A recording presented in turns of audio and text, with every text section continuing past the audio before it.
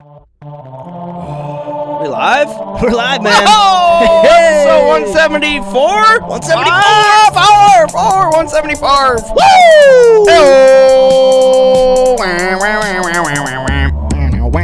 What up? What's up, dude? Let's go. Thank you for tuning in. I know your time Yo, is yo, yo, yo. thousands of other podcasts that you could have settled for, but now you're just vibing with two goofy dudes from Wisconsin who like to discuss the problems and figure out ways to solve them. Challenge your listeners. to Episode get about 174, it. host accountable Shit they ain't done before. Welcome to the This is stoop. Yeah. accountable. This is so that's accountable. This is so that's accountable. Couple of dudes. Couple of dudes, crack a beer, hang out. Let's go. Hold us accountable. Welcome back from Philly. That dirty fucking city. Yeah, stunk. What's up, dude? What's up, dude? What up, what up? Episode 174, holds accountable. Thank you for tuning in. Back at it. Just two of us today. There's two of us. No IT mans. Hopefully everything holds up. Hopefully everything goes okay. Yeah, I'd like to give him shit, but she's just busy. He's working. He spent all that time in the gym this week. I was like, well, if you spent that time coding, then you could have came here tonight. Yeah. Health podcast. Right. Health podcast. Fitness, well-being. The podcast. boys. The boys. Yeah. The boys. Come on, we know which one Tommy would have chose. Yeah, All dicks. right. Classic. Oh, man. Episode 174. Thanks for tuning in this week, everybody. Yep. We are live on Twitch every Thursday, and you can find the video on YouTube and Spotify. Yep. And the podcast on all the podcast platforms. Rate, review, subscribe, wherever you can. It all helps. Do all that shit. Any interaction helps. Give us a like. We're still trying to get 5 likes on it. I think one time we had 2 likes and a dislike, so we'll take 3. That's a tree for. That's 3. So we just need I 2 think more. One dislike counts as 2. Yeah. Grab us our beers. I was like, fuck yeah, we got some haters in the house. But I don't know what they were hating on. Anyway, that was many episodes ago. But let's see, what do we got? We're trying new things, talking about it, journaling through podcasting, professional average Joes, fucking, doing our thing. Whatever that means, I don't know. But But yeah, thank you for tuning in to one of the things, we got. This is like 3 podcasts in one. Not saying that's a good thing or tooting our own horn. But it is, it's a little long. So we got timestamps down in the corner for anyone on YouTube and Spotify, so you can bounce around. If you want to listen to a beer podcast, tune into the Beer of the Week. If you want to listen to a Wisconsin sports podcast, tune into the Wisconsin Sports with Andy O. We'll be doing that a little bit later. And if you want to just listen to a little challenge talk from a couple of drunk idiots, tune in to challenge talk. Tune in to challenge It's talk. all right down there in the corner or in the show description if you're listening on a podcast. Yeah. So yeah, hold us accountable. 3 podcasts in one. So fuck you to Tree for one, bitch. everyone who says it's too long. Tree for one, Right. bitch. You don't got to listen to the whole thing. Bounce Skip around. ahead. Skip ahead. Fucking A, man. Fucking cunts. Sorry, But too early for that. yeah, right. Why don't people listen? Fucking cunts. Fucking dirty orange. Wonder why. No, We save. Are we there yet? yeah, I mean, we got a fun show, like I said. It's Wisconsin Sports with Andy O. We got some Doug Heim news. Oh, yes, we do. We'll be talking about that. We're going to be doing a little The collab. show will be traveling. Yeah. Hell and yeah. so yeah, we'll pumped talk for about that, and then we'll talk challenge talk and where we're at and what we've been up to. So yeah, we like to save the best for first here on Hold Us Accountable. Goddamn straight. This week is no different. 174. Beer of the motherfucking week. We got 2 Ladies for and you. gentlemen. Woo! 2 brews. What up? Double die. Crack me open 2 some of that dudes. shit. You know what time it is. Yo, Max and boy. Kärel, Seamus, Johnson, Andy, yo, Crack a beer. what up, man? Let's drink some motherfucking Beers, beers, boys. boys. Thirsty. Yes, sir. Yeah. Ah, it smells like chocolate syrup. Let's start with a little drinkability. Why? Would you drink it until you Why? feel Why? On a scale, yo, from 1 to 10, what's the probability you want to drink it Is it good? again? Is it good? Is it cold? How's it feel in your belly? Is it light, just right, or a little too Baby. heavy? And now it's time to see how it slugs. So it's chug, motherfucker, chug. Yeah, and are you really a fan of the color and the looks of the can in your hand? Is it plain? Is it groovy? Is it awfully sleek? Cheers, motherfucker. It's the beer of the week. It's the beer of the week. I have a mad sweet tooth, so it's not bad. Right? Not bad. It's the HUA fucking beer of the week. HUA, hold us accountable. We in the stew, it's a carnival. And before This the literally ride, tastes we like drink Busch Light. chocolate Hit syrup the and milk. fan, Yeah, it tastes 'cause like chocolate must be milk. this high. Oh, Like beer like so when we were smooth, kids, you put grab the me Yeah, another oh, yummy yeah, yeah, yeah. milk. Chug a lug, Yes. we a bunch of freaks. Hershey. Dump some good looking cans. It's the Beer of the week. It's the beer of the week. Yeah. It's the beer of the week. It's the beer of the week. It's the HUA fucking beer of the week. Budweiser, Bud Light, don't forget the Busch Light. Long neck on ice, damn those cans are looking nice. Time to put these beers up to the test. Figure out which one's gonna taste the best. Cause we got pale ale, blonde tail. I like it. Yeah, it's not bad. I kinda enjoy it. Hey, I did not think you would like gonna it. be the best for me. Score an extra point if it's in a couple Clickety! Motherfucking beer of the week. I could do some It's a beer of the week. warm cookies with It's a it. beer of the week. It's a HUA fucking beer of the week. Now hand me a beer, let me suck a little bit just to see Yeah, how it feels. feels. 1 can, 2 can, red can, blue. Maybe chug another if I'm in the mood. I drink 'em all day just to drink 'em all night. You can hold me accountable to drink Busch Light. Now listen in, listen up, let me tell you something. So chug, motherfucker, get the party jumping. Ooh yeah! It's a beer of the week. It's a beer of the week. It's the beer of the week. It's an HUA fucking beer of the week. Hell yeah. Yeah! Yeah. Yeah! Let me drink some beers up in here. Time to chug some beer. What are we drinking, Max? Oh, Cheers, we got everybody. ourselves a treat in the stew this Hell week, yeah. everybody. Have a beer with a man. Beer, have a Hershey beer. squirts. Oh, it's gonna give you the Hershey squirts. No. Whoa! Oh, not yet. Maybe not today. Not today. Not today. All right, we are drinking. We got ourselves an interesting treat here in the studio. Not bad. This is Yuengling's Hershey Chocolate Porter. It is it's like a Hershey chocolate what am I- porter. what am I trying to say? It's like a, god damn it, Darker. like a seasonal. Yeah. Like, why the fuck can't I think the word right now? Bring it Not back. even stoned. Bring it back. Come back to it. It's like a, it's not. What's the collab? I don't know. Whatever. I'm just gonna start reading. about it. Collaboration. Fuck me. I don't know what. I don't know. I'm retarded right now, Alright. and because I'm not smoking. Okay, silly-dilly-okey. I'm an idiot. Okay. All right. So let's see. Yuengling is America's oldest brewery, or DJ Yuengling and Son Inc., America's oldest brewery, announced the highly anticipated return of its incredibly delicious beer collaboration with Hershey's, America's most beloved chocolate brand, for the 4th year in a row. The highly coveted Yuengling Hershey's Chocolate Porter is now available in 6 and 12-pack bottles. And All you need is one. yeah, it's pretty tasty. And the sailors say, Wausau. how's that Triple Crown treating you? Hey. Yeah, I can't wait to talk to you later, man. Oh, I know. I'm pumped. All right. So, Yuengling's Hershey Chocolate Porter marked the first ever beer collaboration for the two iconic... Collaboration. Is that what you're looking for? I think, I don't know. But I'm just going to move past it like it never happened. Beer collaboration for the two iconic Pennsylvania brands. The fan favorite beer combines over 300 years of both brands' Pennsylvania heritage. Backed by overwhelming popular demand, the brand has developed a passionate following of adults looking to celebrate the most delicious holiday occasion in the fall and winter. This marks the Okay, so this was back in 2002 or 2022. This marks the 4th year of the most epic chocolate and beer collaboration. We couldn't wait to put Yuengling's Hershey Chocolate Porter back on the shelves for Yuengling's and Hershey's fans alike.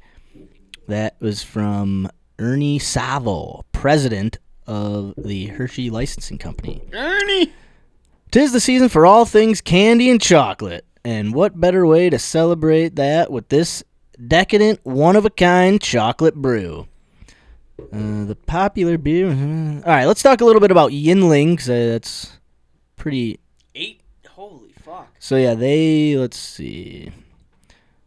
All right. The story of Yuengling is the story of American spirit. It's a tale of shared dreams, individual tenacity, and an unwavering dedication to standards of quality.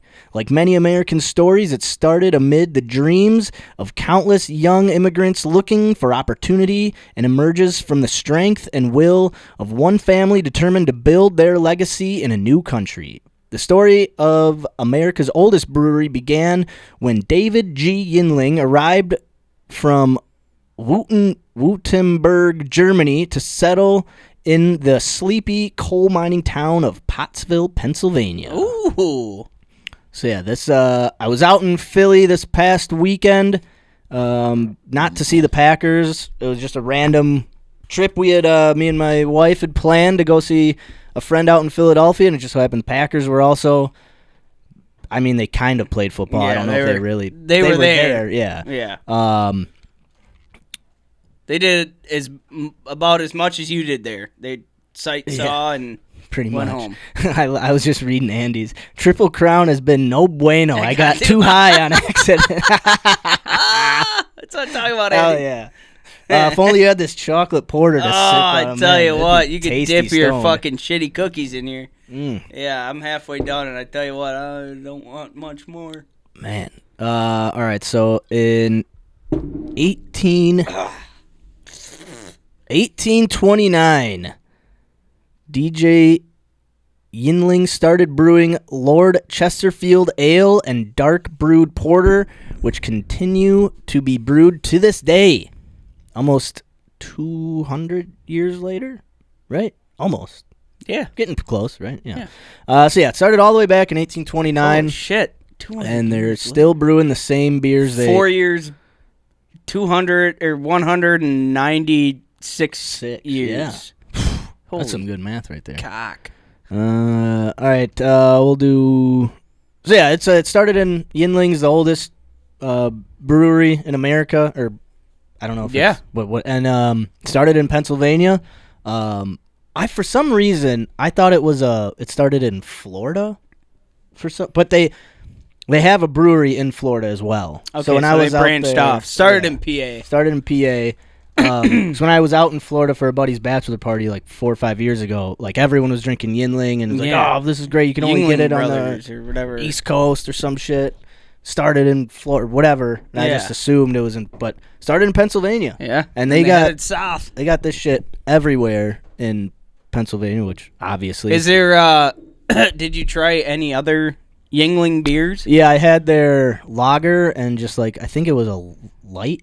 Yeah, they're good. Their lager is really good. Yeah, really. I mean, like this lager. is not. Save it for the rating, but it's not bad. But it's like I can have one. I'll have one. Yeah, it's a lot. There's a lot going on. Yeah.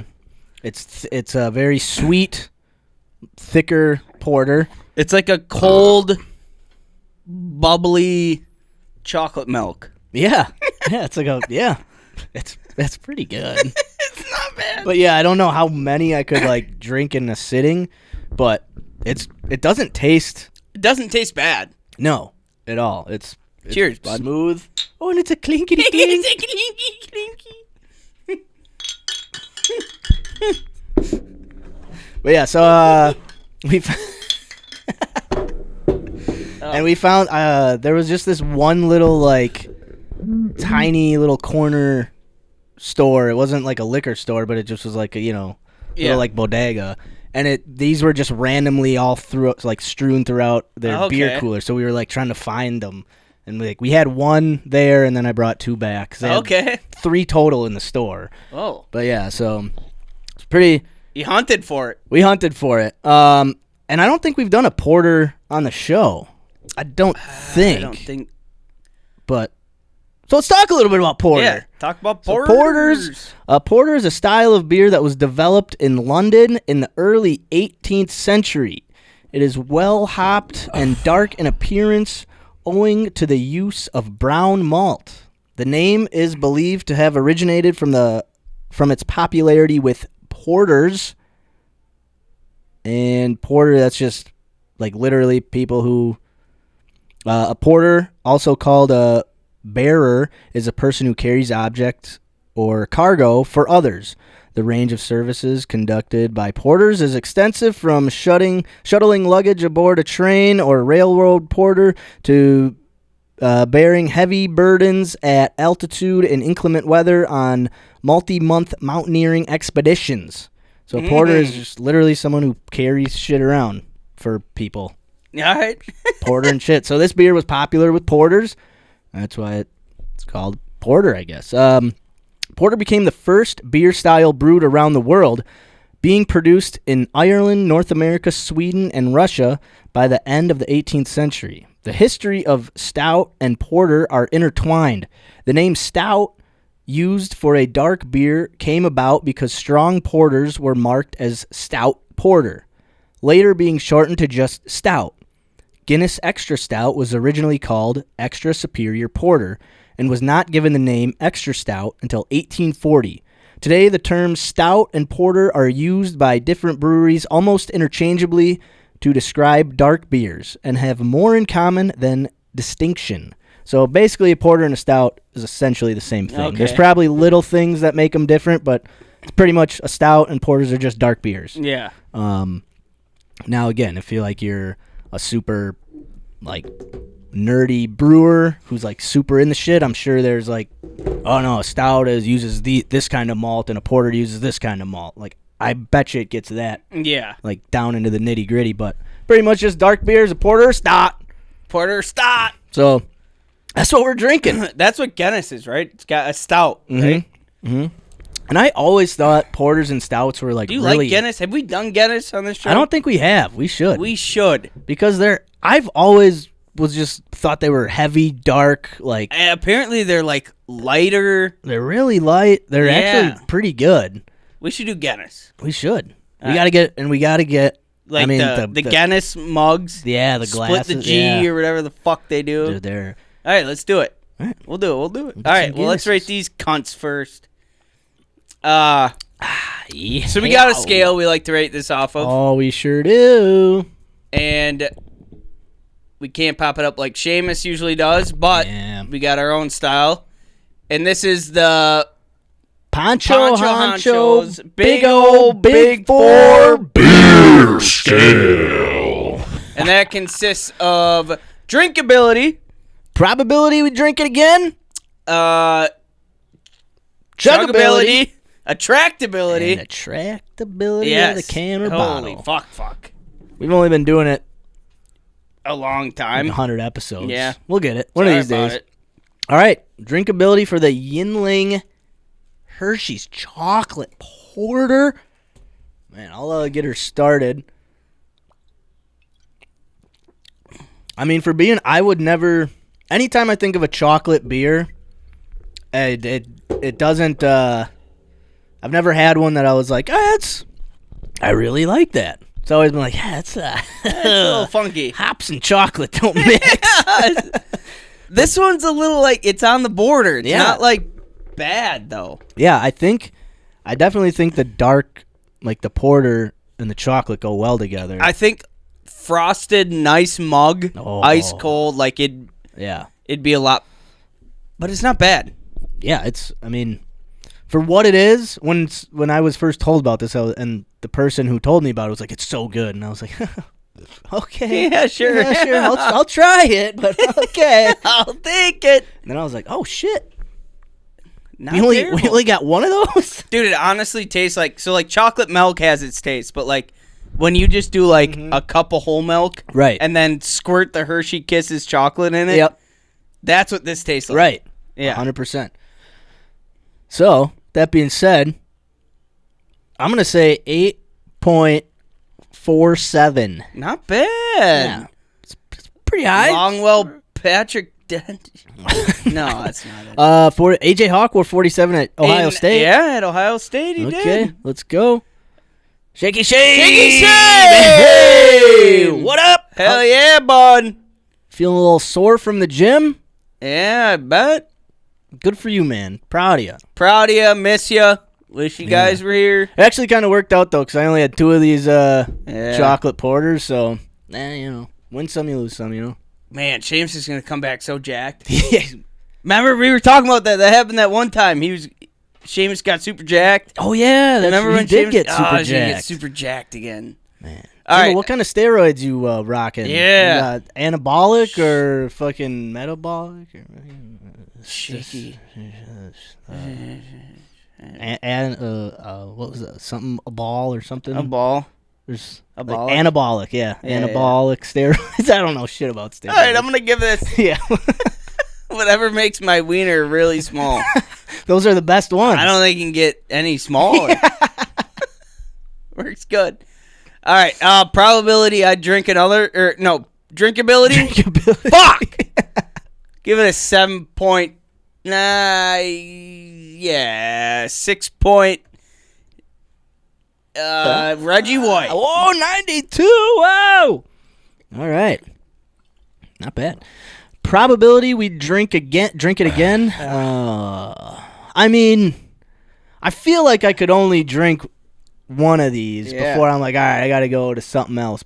But I would, if I'm just kind of sitting, sipping, hanging out, like, I would definitely have another one of these.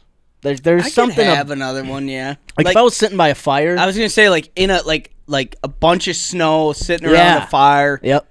That's what I feel like. Chilling there, Couldn't do this in the summer. No. Oh, God. It'd be like drinking, I don't know, chocolate milk in the summer. A gay cow. A gay cow's milk in the summer, dude. What? With that being said, if it's wintertime, give me a 7.89. All right. I'll give this a 5.71. The old Paul Horning, Josh Sitton. Oh, the old Paul Horning, Josh I have Myers. Like one drink left, but let's do this. All right, on to chugability. Let's see how she chugs. fast. Let's see how she chugs. Yeah.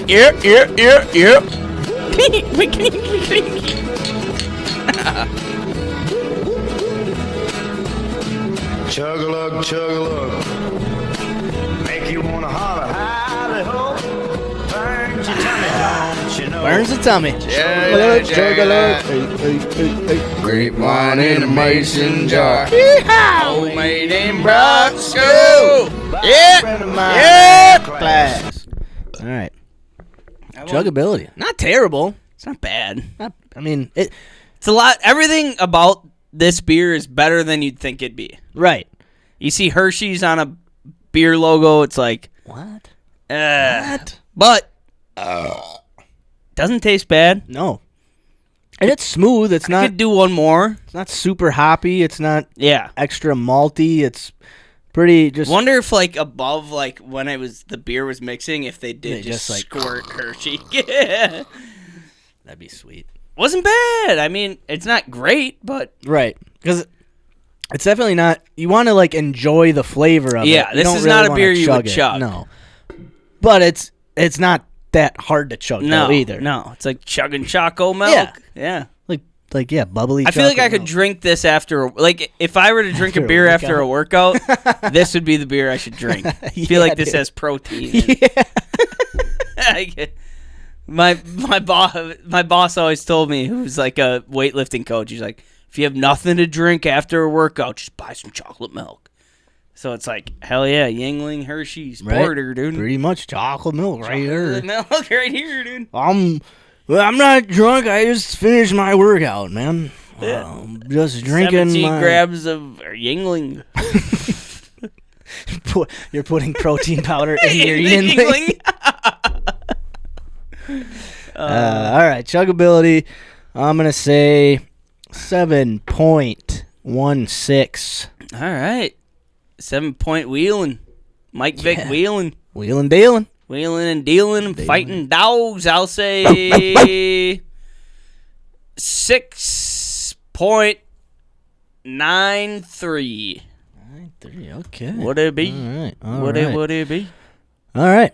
On to attractability of the bottle. Now, You put a Hershey's logo on anything, it catches your right. attention. You're like, what? Especially on a drink, like Yeah. an alcoholic drink. It's like, what the fuck? I don't mind it. And it does. So this stands out from the other Yuengling bottles. Yeah. They're green, and the Yuengling bottles are green. These are brown, and the bottles are right, green. yep. Okay. And the sticker on top that wraps around the top is not this. I can't remember what color it is, but it's not this like maroon chocolatey color. Okay. So when you're like looking, because like one of them was like this in the it was turned backwards. Yeah. And all I could see was this. And I was like, oh, that's one, because it's got the different fucking wraparound sticker on there. So it stood out pretty easily to me. Yeah. But would I like see this and be like, oh, I gotta drink that? Like that makes me want to drink it. Yeah. I mean, for me, with that big bold Hershey's logo on it, probably would have never bought it. Right. I'd be like, nah. But, I mean, yeah, no. Would have never bought it. But I'm glad you did, because yeah. it's not as bad as I thought it would be. And the Yuengling logo's cool. It's so I like it, dude. It's just like it. Yeah, it looks old school Americana. You looks know, like an old school whiskey, like a Right. cheap whiskey. It's like that eagle that's on like the dollar bill, on the money. Yeah. One of them dollar. It's like that old school kind of feel to it. So it's a cool. I mean, Yuengling's a cool bottle to begin with, Yeah. and then adding the Hershey to it makes it I stand mean, out. 1829. I mean, Yeah, it's been around. it's been around for a minute. Been around since fucking our manager's been around. Yeah, son of a bitch. Son of a bitch.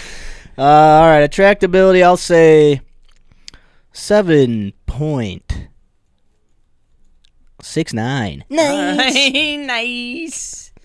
All right, I'll go 6.83. Ooh, okay, 6.83.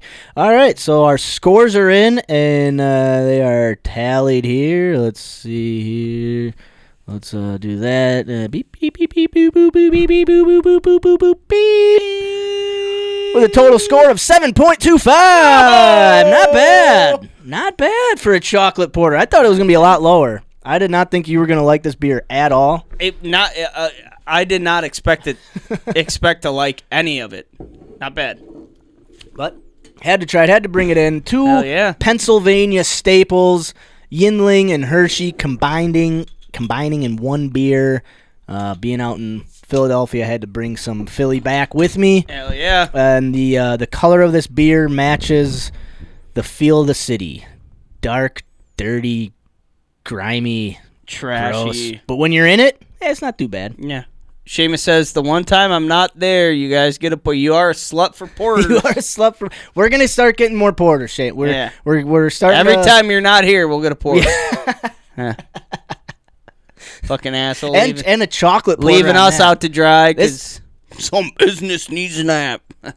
This is definitely a shame-o beer. Just kidding, Seamus. You would love this beer. Yeah, this is definitely a shame-o beer. Really wish you were here. Yeah. Too bad we only got two of them, and I don't know where you. I don't think you can get Yuengling in Wisconsin, let alone a Yuengling Hershey chocolate. Next time I'll just buy you a porter and I'll put some Hershey chocolate in there for you. Well, first you got to make the milk. Yep. And then pour that into the beer. Yeah. Warm it up. Oh my god. All right. Well, we got a twofer. We got I twofer. gotta finish. Almost done with this one. Ooh, this one smells like barbecue chicken. Something weird. Is that just with your hands? You have Smell barbecue that, sauce dude. on your Smells hands? weird. Grab the bottle. Yeah, and it's kind of cool because we went from a porter. We're doing a porter, which is a very dark beer, to what are we drinking? Samuel Adams Breakaway Blonde. Ooh, Blondie. This must be one dumb beer. Your goal scoring go-to. You can't make a primetime pack without this malt-forward golden and sweet blonde ale. Light cereal and biscuit notes team up with touches of tangerine to give Breakaway Blonde a balanced complexity. The light-bodied, clean, and quick finish will make the whole crowd cheer for more. And that is the Sam Adams. It smells like cock. It's Sam Adams Breakaway Blonde. Yeah. All right. Tell you what, tastes like cock too. That sucks. That's a bad beer. That ain't good. That's a bad beer right Not there. good. Tell you one thing, that's not two things. This beer sucks. It makes me want to break away from this beer. Jesus. Man, who would have guessed the Hershey beer would be fuck? better than this? Man. Yeah, also, Shamo, I thought you were going to be here when I was like, when I picked this out. So, go fuck yourself, bud. Just kidding, My Shane. kind. Hey, what's oh. up? My kind of beer. You like shit beers? Koseg 22, what's up? My kind. No. Which No. one, the ale or the porter? Or No. the blonde ale or the porter? Which one's your kind of beer? Koseg 22? I'm not sure if I'm saying that right. Koshag. Koseg. And also, Andy, no, this is not worse than Regals. No, not worse. This actually tastes like beer. Regals tastes like something that got pissed out of a whale's anus or something. I don't know. This ain't good. I mean, this tastes like it. The barbecue chicken. When you Braunschweiger. I'm getting like Braunschweiger notes from this. Fucking liver paste beer. Ugh. Koshake 22, thanks for the chat. Appreciate it. First time chat. Awesome. What are you drinking? Are you drinking anything out there? What kind of beer you got? If this is your kind of beer, or is the porter your kind? Again, I don't know which. But what are you drinking? Let us know. Sucks. But all right, let's rate this nasty ass Sam Adams. We haven't done Sam Adams, I don't have think we? so. You have any info on Sam Adams? Yeah, I will. Oh, let's Breakaway Blonde, easily appealing for the whole crowd with a gentle. Yeah, but why would I don't know if biscuits are what I want in my beer. All right, so our passion for never settling and brewing quality, flavorful beers started with our founder, Jim Koch. Or Koch, I don't know. It's probably I think Koch. He brewed the first batch of Boston Lager in his kitchen, a recipe that belonged to his great-great-grandfather that he found in his father's attic back in the early 1980s. This tastes like it's been in an attic for about 10, 12 years. Jim had a belief that the beer drinkers deserved better American beer option than what was available at the time. But even though we grew, we continued to be an independent craft brewery that committed to brewing only the best crafted beers for our drinkers. At our Boston brewery, we're still trying new things every day. Some good and, well, some not so good. Oh, did you add that, or is that in there? No, that's in there. Well, we learn from the process and never give up on the journey. Give up on this one. Towards the next tasty beer. It's our commitment to you that keeps us innovative, inspired, and striving to become better every single day. Well, there's a lot. All right. Actually, no, this is the last one. Every single day. Knows what they want. Oh, Jesus Christ. And moves forward bravely with an uncompromised spirit despite the risks. Jim Koch took an entrepreneurial risk in 1984 to brew a better beer for the U.S. beer drinker.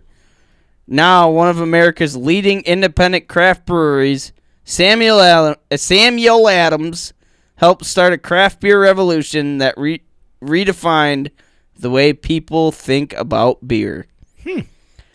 Bada bing, bada boom. This beer definitely makes me rethink This beer tastes beer. like bum. It tastes like a stick. Tastes like a biscuit that sat out for a couple weeks in someone's attic. Yeah. They're like, oh shit, I found Tastes like a limp biscuit. Hell yeah, dude. That was a good one. Fuck it. All right, let's rate this son bitch. Carl, you start off first this time. All right, drinkability. Let me get a 5.33. Whoa, that's a big score. That Paul Horning, suck William cock. Henderson. That's a hell of a backfield right it there. is, That's dude. a hell of a backfield. Oh man. I'm gonna say, I'm 5.01. Just, All right. I think anything if you're under a 5, that's like, I think this is. It's drinkable. It's drinkable. It's but not enjoyable. but not exactly. Yeah. Yeah. Probability I drink another. Well, good thing we got 4 more. Yeah, I tell you what, that's gonna be spring cleaning for Seamus. I'll give it a fucking 3.25. It's really low, but I don't think I want another one. I'm right there with you. I'm gonna say 3.01. I'm right. digging these 01s. You like here. these I'm 01s. liking these Warren Moons. Oh yeah. Oh God, I don't want to chuck this fucking thing. I'm gonna do it. Just get it out. Oh, all right. Get it out of the Let's do it. Let's do it. I'm just gonna pick up where we left off last time. Yeah. Me and him and this other fool decide that we'll drink up what's left. Chug a lug, so help thyself. First time for everything. My ears still ring. Chug a lug, chug a lug. That wasn't good. Make it That warm. wasn't pleasant. Turn it off. Burns your tummy. Turn it off. Oh. Burns your soul, don't you know? Fuck. 2.35. Yeah, that was not good. Man, I thought this beer would be a lot better. There was like a couple seconds where I was like, okay, chugging it ain't too bad. And then all of a sudden, And then the flavors start to. Ugh. Jeez Louise. Yeah, I'll say. Yeah, I'm gonna say. Oh God, I'm gonna 3.01 again. Ugh, boy, Jesus Christ. Ugh. We got a couple beers saved for you, Seamus. Attractability looks like a fucking twisted T from the back. It does. I mean, I wish it was a twisted T. the attractability ain't bad. No, it's a cool. It looks like a good beer. Sam Adams, just normal logo. Different colors, looks good. Yeah, if you're a Michigan fan, you will like the look of this beer.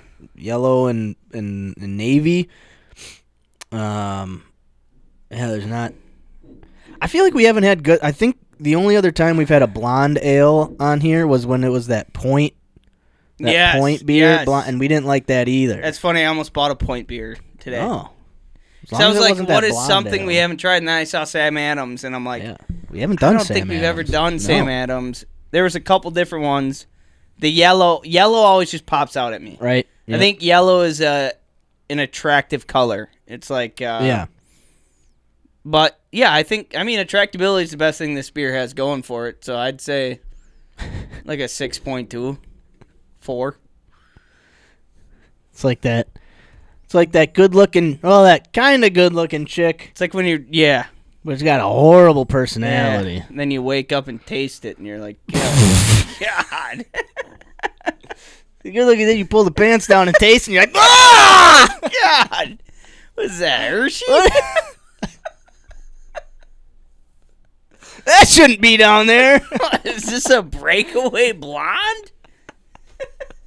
That's not right.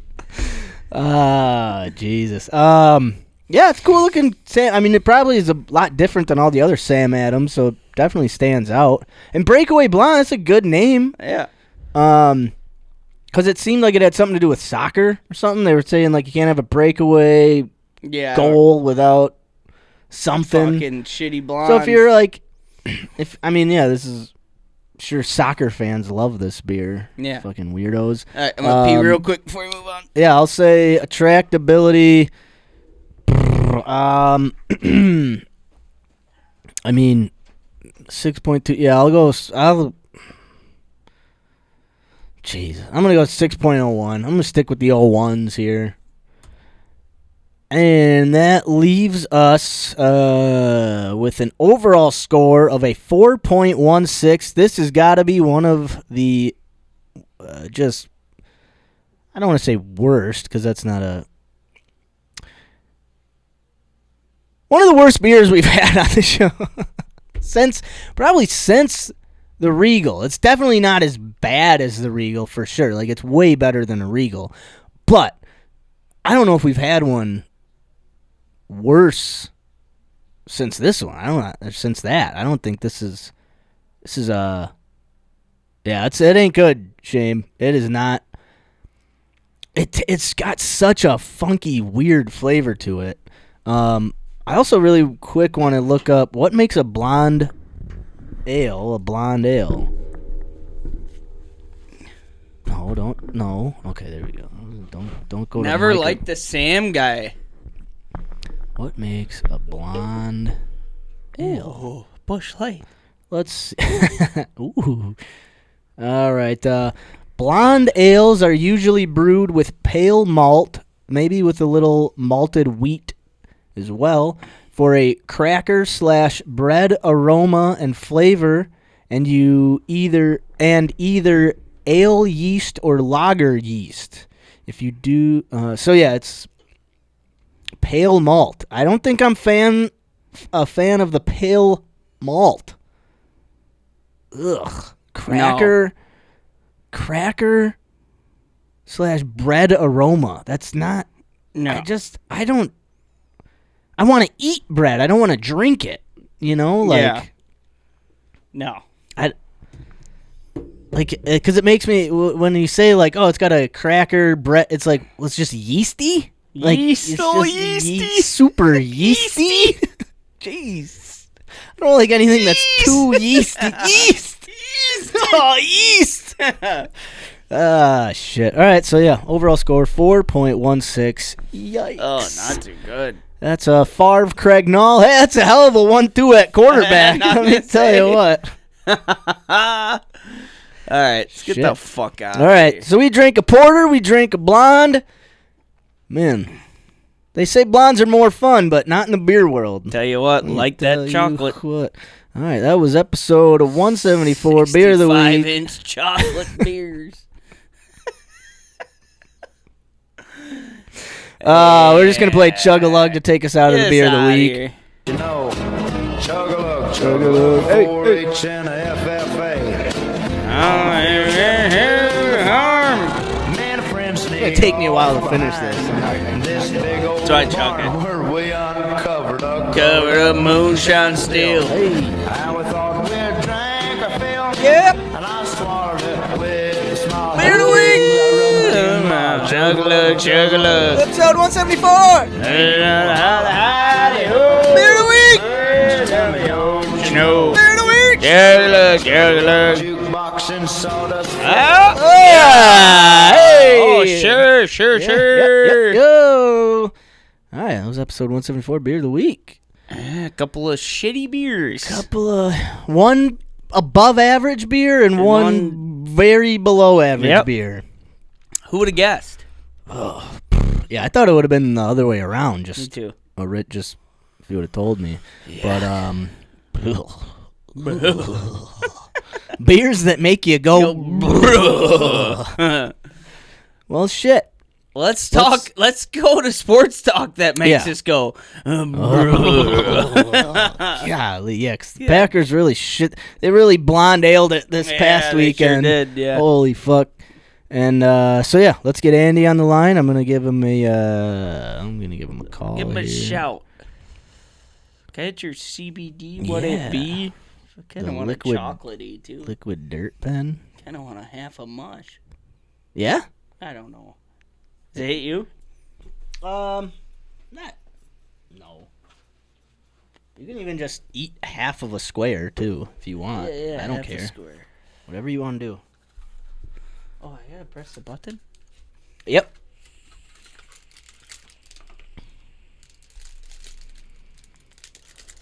Oh man. All right, we're gonna get Andy on the line here to talk some. Yep, that worked. Oh yeah, button works. I didn't do it the first time.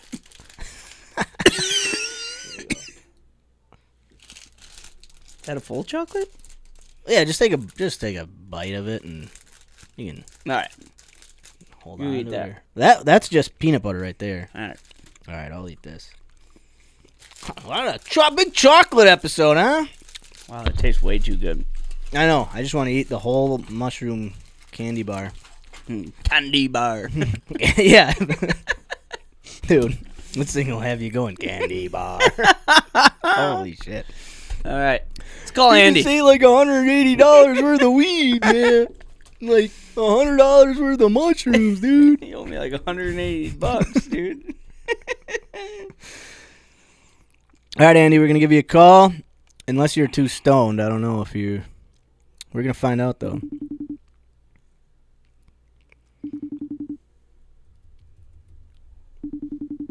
Beep, bop, boop, bop, beep. Beep, bop, boop, bop, beep. What's up? And the Hey, let's see Andy. Andy. Hell yeah. How you doing, Fucking man? Go. Doing good. Doing good. How about you guys? Oh, Kind of see us. See your hand. Oh, yeah. You got a hand I'm there? just kind of chilling in a dark space right now. Are you just fucking stoned out of your brain? A little bit. Hell yeah, dude. That's what's all, dude. Fucking hell yeah. Oh, that's what I was forgetting. Get the Packer notes ready. But anyway, we don't that was my own brain talking out loud there. Sorry everybody. Andy, how you doing, man? You know, other than just the devastating Wisconsin Sports Week. Brutal. You know, Yeah, dude. Brutal. still cold.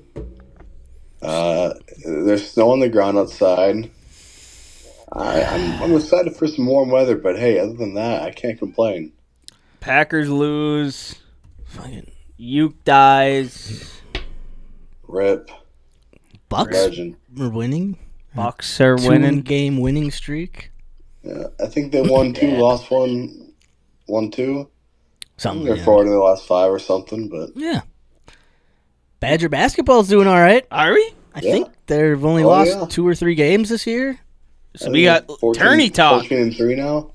Well, not till March. Well, not till March, but But hey, I mean, might have a school that might get to the Sweet 16. Well, Marquette's okay, so might have nah, a couple. fuck that. Only rooting for the badge. Oh, come Yeah. on, Marquette's a Wisconsin school. All right, I'll root for It's Marquette. like Go. Anything I can do. Marquette, I never realized it until I moved here. It's like Michigan State. Either over here, it's like you're either a fan of one or the other. You're not really a fan of both. That's how Wisconsin and Marquette is. Yeah, I'll be a fan of both. I think being from Green Bay, it's always like whoever goes the farthest is Yeah. the best. Like I'm all about it. I don't really care. But I totally, if you're like from Madison, fuck Marquette. If you're Yeah. from Milwaukee, fuck Madison. Like I totally Yeah. get From that. Green Bay. Let's go both. Hey, Let's go we both. go both ways. Hell yeah. Let's go both. All right, where do we want to start? The college football playoff, real quick. do that. We gotta just Yeah. because what did we do here? We had We have predictions. we did have predictions. Where did I write? Did I write them down on? I don't think the here? predictions were pretty for me.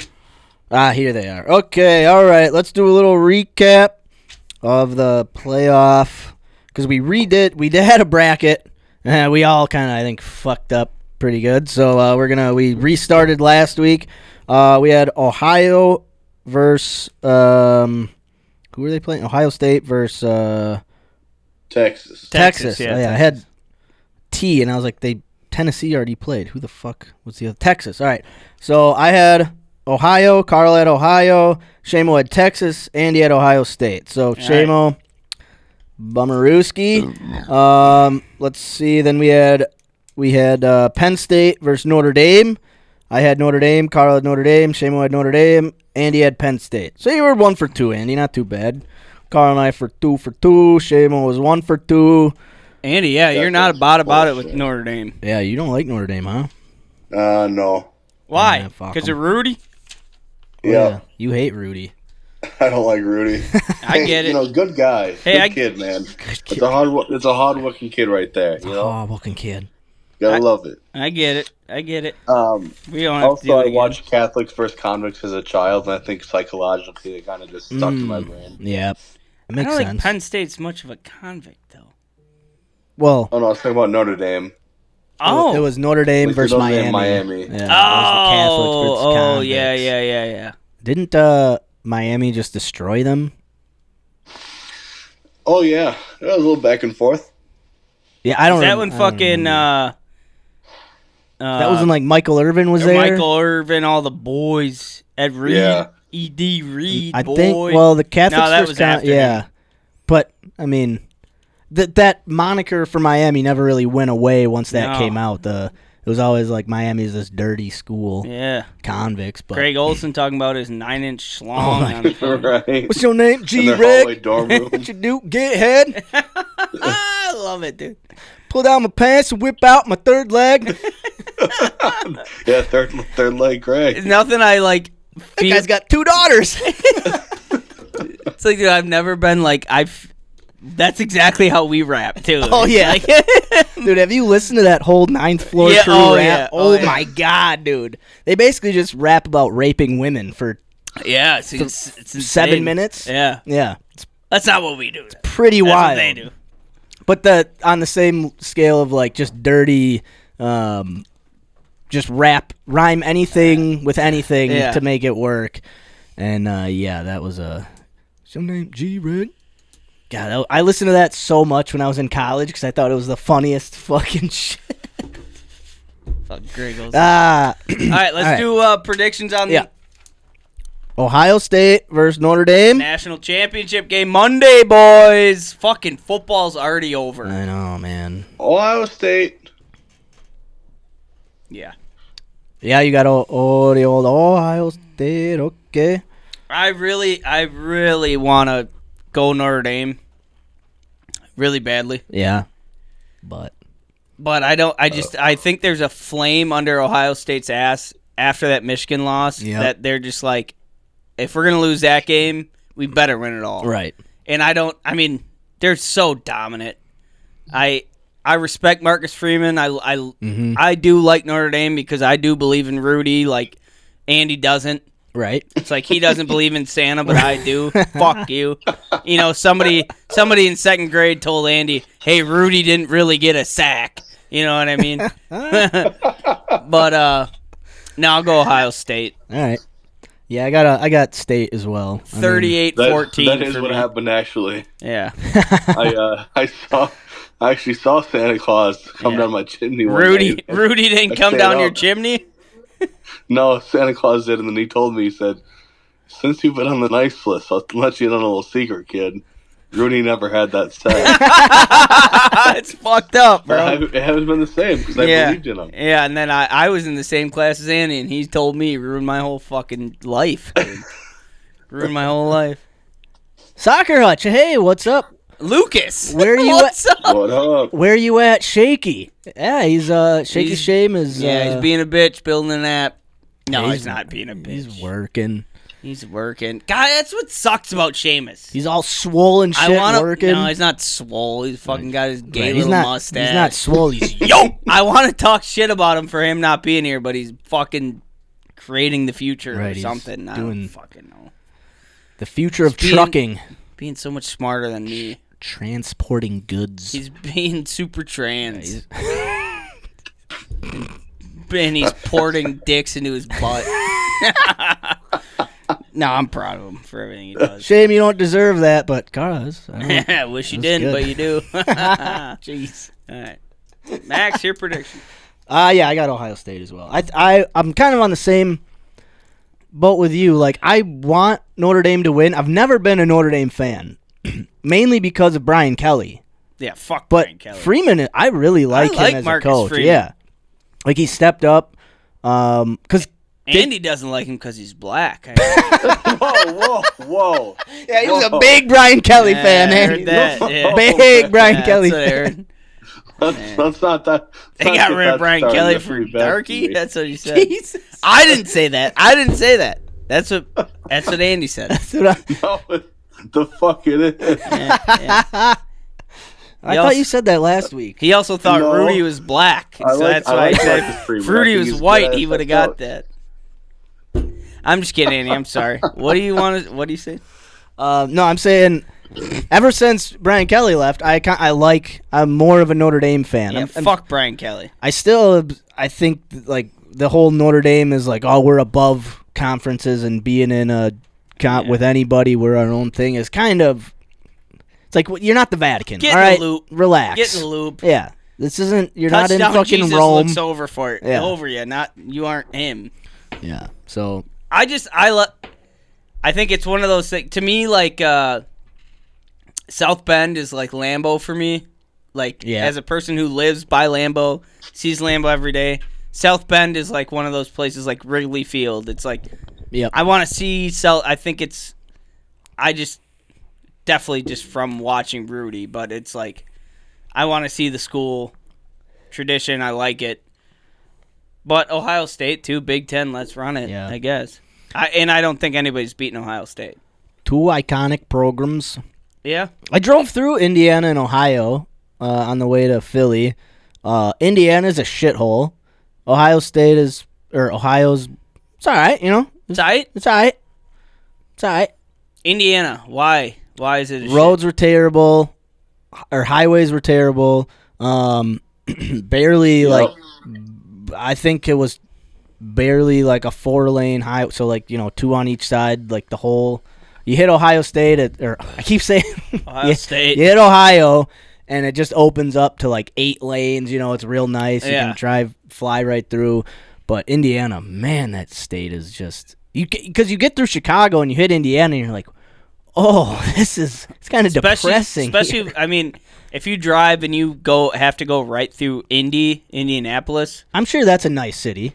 It's nice, but it's like busy chaos. Okay, getting through it. Yeah. Yeah, we just drove through the northern part of Indiana and that part is shitty. So I don't know. Maybe the rest of the state is all right, but that top portion was pretty bad. Pretty shitty.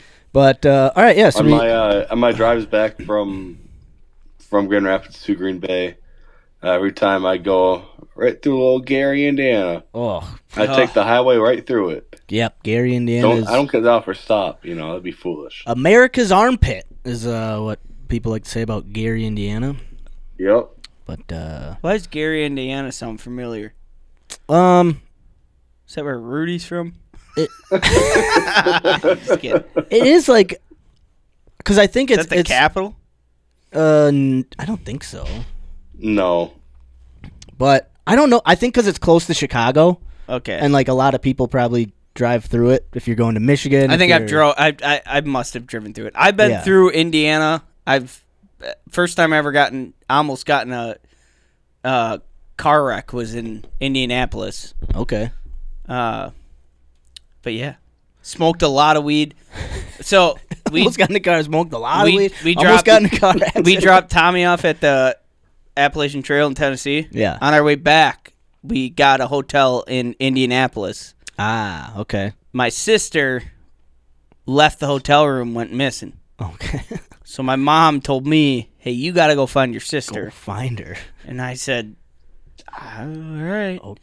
So I went out into the parking lot, just a bunch of semis, and I was like, and all of a sudden I hear, go!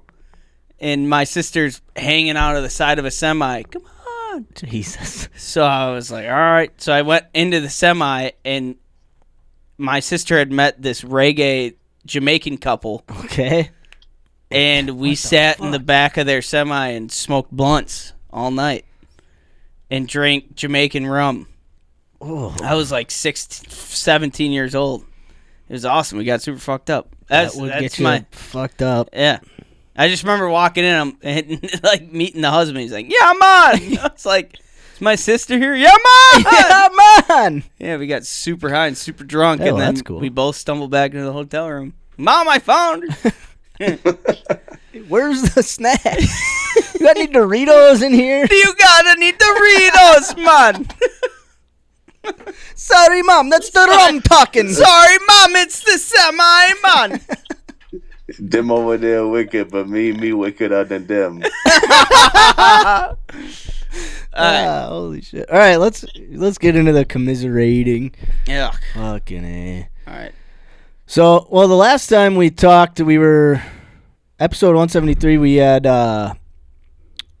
the wait, what are we doing here? 3 Bears week. Yeah. So the Bears. Oh yeah, Jesus What the Christ. Okay, so do we want to rehash that one, or do we want to just go right into? Not really. Yeah, I don't really want to. I can't. Dude, I honestly forgot about that till now. I did too. God We damn. lost to the fucking Bears. We lost what, the last 3 games of the season? We lost. Mm-hmm. Oh Jesus. Christ. Yeah, we all had. I had the Bears winning, so fuck me. All right, let's talk Packers Eagles playoff game, end of the season. Let's just talk Packers in general. What we think of. I mean, after the Bears game, after the Eagles game, like. Andy, do you want to start? Sure, bud. I don't know. I don't know. Disappointing.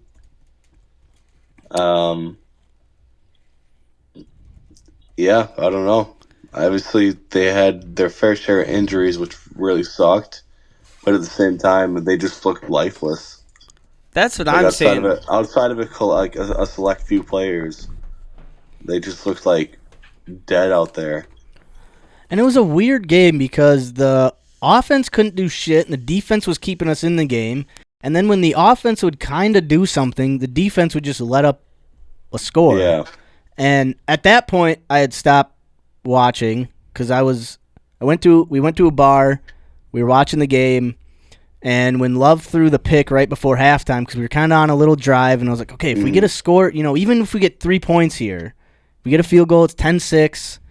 Like, all right, we're in it. Yep. We can overcome that early fumble.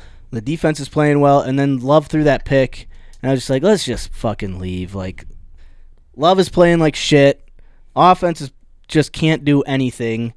We're not getting any calls. We're not, like, nothing is going our way. I'm out of here. And then just kind of keeping up with the game on the phone, it was like, all right, the offense is doing something. All right, we doing a little bit. Got some. I think we stopped them after half, right? Yeah. And then we got the ball back, kicked the field goal. It was 10-3 or 13. Close game, dude. And then it just fell apart. But it was like uninspired football from start to finish. It was. I think this year coming in, I had high expectations. I'm not gonna say it was like, all right, we got to make it to the Super Bowl, but it was like, let's make a fight at least into the postseason. And then once we lost to the Bears, it was like, I don't see the chemistry in the team. Yep. I think Love's playing like shit, kind of. Poo-poo. Yeah, he's playing like shit. He's playing like unconfident. He's throwing dumb balls.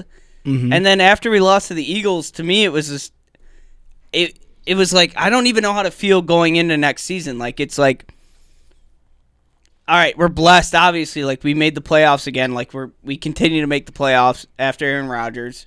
We're not losing. Right. We won 11 games. We're competitive.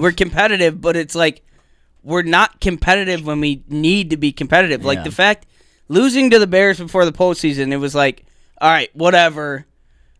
It doesn't count for anything, doesn't really matter. Right. But at the same time, when you look back at it, it's like, we lost to the fucking Bears. Ugh. You know what I mean? It's like, how big of a hit is that on us? Like, it's like no confidence going into this Eagles game, and then we just play like dog shit, dude. And our special teams plays like dog shit. I love Rich Bisaccia, but I don't think does Rich Bisaccia stay? Yeah, he'll stay. Well, because he didn't fumble. He didn't make. I know. Yeah, I guess. That's a tough one. And like McMahon, what are you supposed to do about McManus, who's been pretty much money solid, all year? He's been solid, and then he missed that. But it just seems like everything fucking broke down. Yep, everything. And it's just it's so weird. So like the season where that first season Jordan Love came in, remember we were like, no expectations. Mm-hmm. Whatever happens, happens. We made the playoffs, beat the fucking brakes off the Cowboys. Yep. And then tough with the Niners. Yeah, and then last year was like, or this past year was like, all right, now we have expectations. Right, they're back. And now I'm sitting at a point where it's like, I don't even know what to think. Like, I feel like we need more weapons at wide receiver. That's probably the most frustrating thing this season. Really frustrating. Nobody really stepped up to be that number one guy. And then we just dropped. Everybody kept dropping against the Bears. Yep. Or again, yeah. Just all season we had did you mean drop injuries or just injuries, dropping balls, everything? Yeah. Everything. Yeah, I don't know what. I mean, we were that Vikings game was before the Bears was really. I don't know if that was just took all the sails out of the team. It felt like it. All the wind out of our sails. I don't know, because we never bounced back after that, and I'm sick of hearing and also it's kind of. It's hey, we're the youngest team in the NFL, team, which is yeah, we are, but it's it's not. We're in a fucking league with the Bills, with Josh Allen and Patrick Mahomes and Lamar Jackson, guys who we're gonna have to play to beat. And if we can't even beat the fucking Bears at the last game of the season with all our starters, where are we gonna go? What are we gonna do? So I'm not going to lie. The expectation going into this next year is I don't even know. I honestly we're young. I think we can ball. I hope Jordan Love plays up to what he's been paid. Yeah. I don't know. That was because, he got hurt to start the season. He kind of got hurt halfway, with the groin, whatever. But at some point, you can't make all these dumb throws and then be you just clean it up. But I feel like LaFleur's got out coached a lot this year too. Yep. Absolutely. And that's another we've been saying this all year. We were saying how the team never really improved week to week. It was always every week it was the same inconsistencies of can't tackle or too many penalties or Love is throwing a pick. LaFleur's constantly saying we just got to get one. We need to put one full game together, play a full clean game. We're striving for just to play a clean game of football from start to finish. And that never happened. I think we had 2 games maybe where it was that was a full game start to finish. We played well, but those games were usually against bad teams like the Titans or I think we played okay, but Malik was the quarterback. The Saints, yeah. And there's so many things I want to say about Packer podcasts and Packer fans who are on these podcasts talking about how when we beat the Saints 34-0, I heard a lot of podcasters were look at this. This is a team. We're built. We're getting better. And it's come on, dude, we beat the Saints, who had all they're so hurt. It was basically a practice squad team against the Pack. So yeah, we should have won 34-0. We lost both games to the Lions. Both games to the Can we focus on? And we lost against the fucking Bears, dude. Yeah. But there's a lot of Packer, and the ones I listen to, right? I shouldn't say a lot because the couple I what do you listen to? Well, they're not well known. It's a Packer Net podcast or Packer Total Access, which I like. I listen to Packer Total Access, yeah. And they're really good about actually breaking down a game and being what went wrong, what was the blocking scheme on this play when who missed the block, who got a good block, little things like that I enjoy. It's not just because we're kind of more overview Packer fans who's no, the feel of the team is this, and it's frustrating because the team doesn't feel like it's playing that well. But then some of the podcasts listen to they actually break down plays and it's very in depth, which is great. Yeah, but I don't want to hear guys, it's the youngest team in football. No, I don't want to hear the bullshit excuses. Because I mean, at the end, how many times are we going to get a shot at the playoffs? No year is a guarantee. Like, Love could have been out all this year with that. Like, we got lucky. What happens if the first game of the season next year, Love gets hurt and we're an 8-8 or 7-9 football team and we miss the playoffs and it's like, well, Love got hurt, but we're still the youngest team in the NFL. It's like, yeah, but you have to seize the moment. And when you're just playing like dog shit against good teams, like, that's a reflection on coaching and being prepared. And I mean, I get it though. Like, we did play the best teams tough. We hung with them, but we were never able to get over the edge. And how many times are you going to have a shot at these teams before you finally can win one and be like, see, we did it? It's like, yeah, but like, why couldn't you do that last year? Yeah. And I mean, that's the thing right now, especially in the NFC North. Like, if you want to win, we got to play the Lions now. I mean, this is something we've never. I mean, this is new as a Packer fan in the NFC North. As you got to beat the Vikings, you have to beat the Lions, and apparently we have to beat the Bears.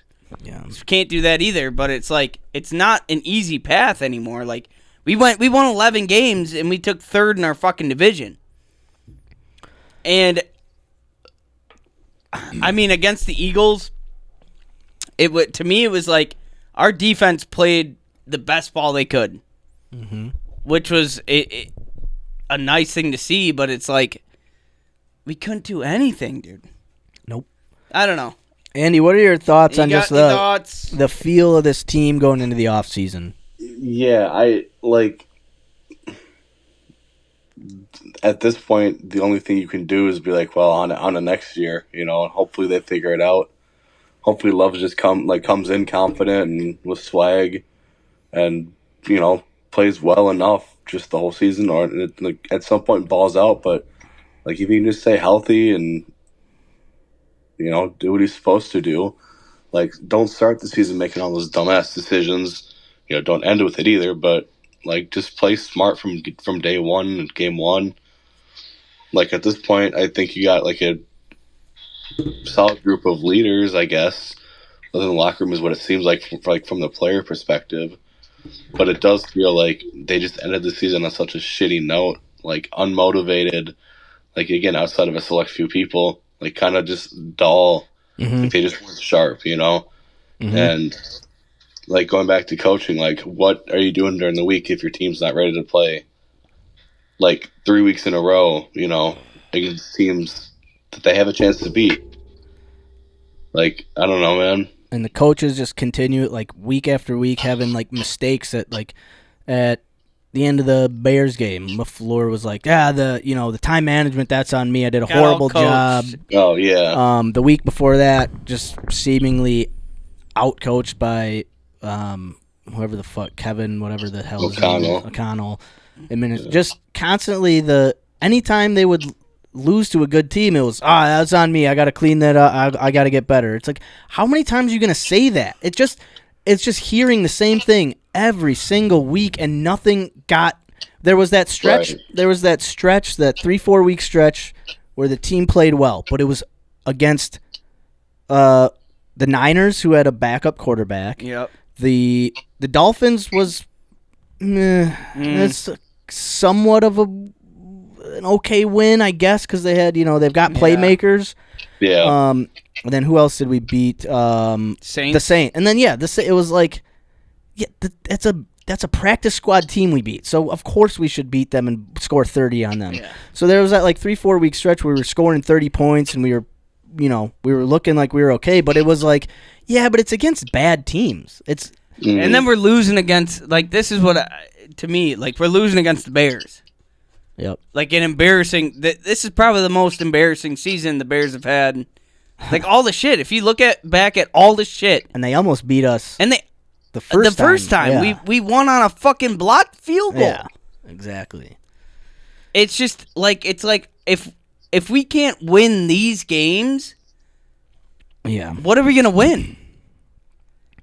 And I mean, I get it. Like, all right, this is like Love's second full year starting. All right, it's I believe in Love. I do.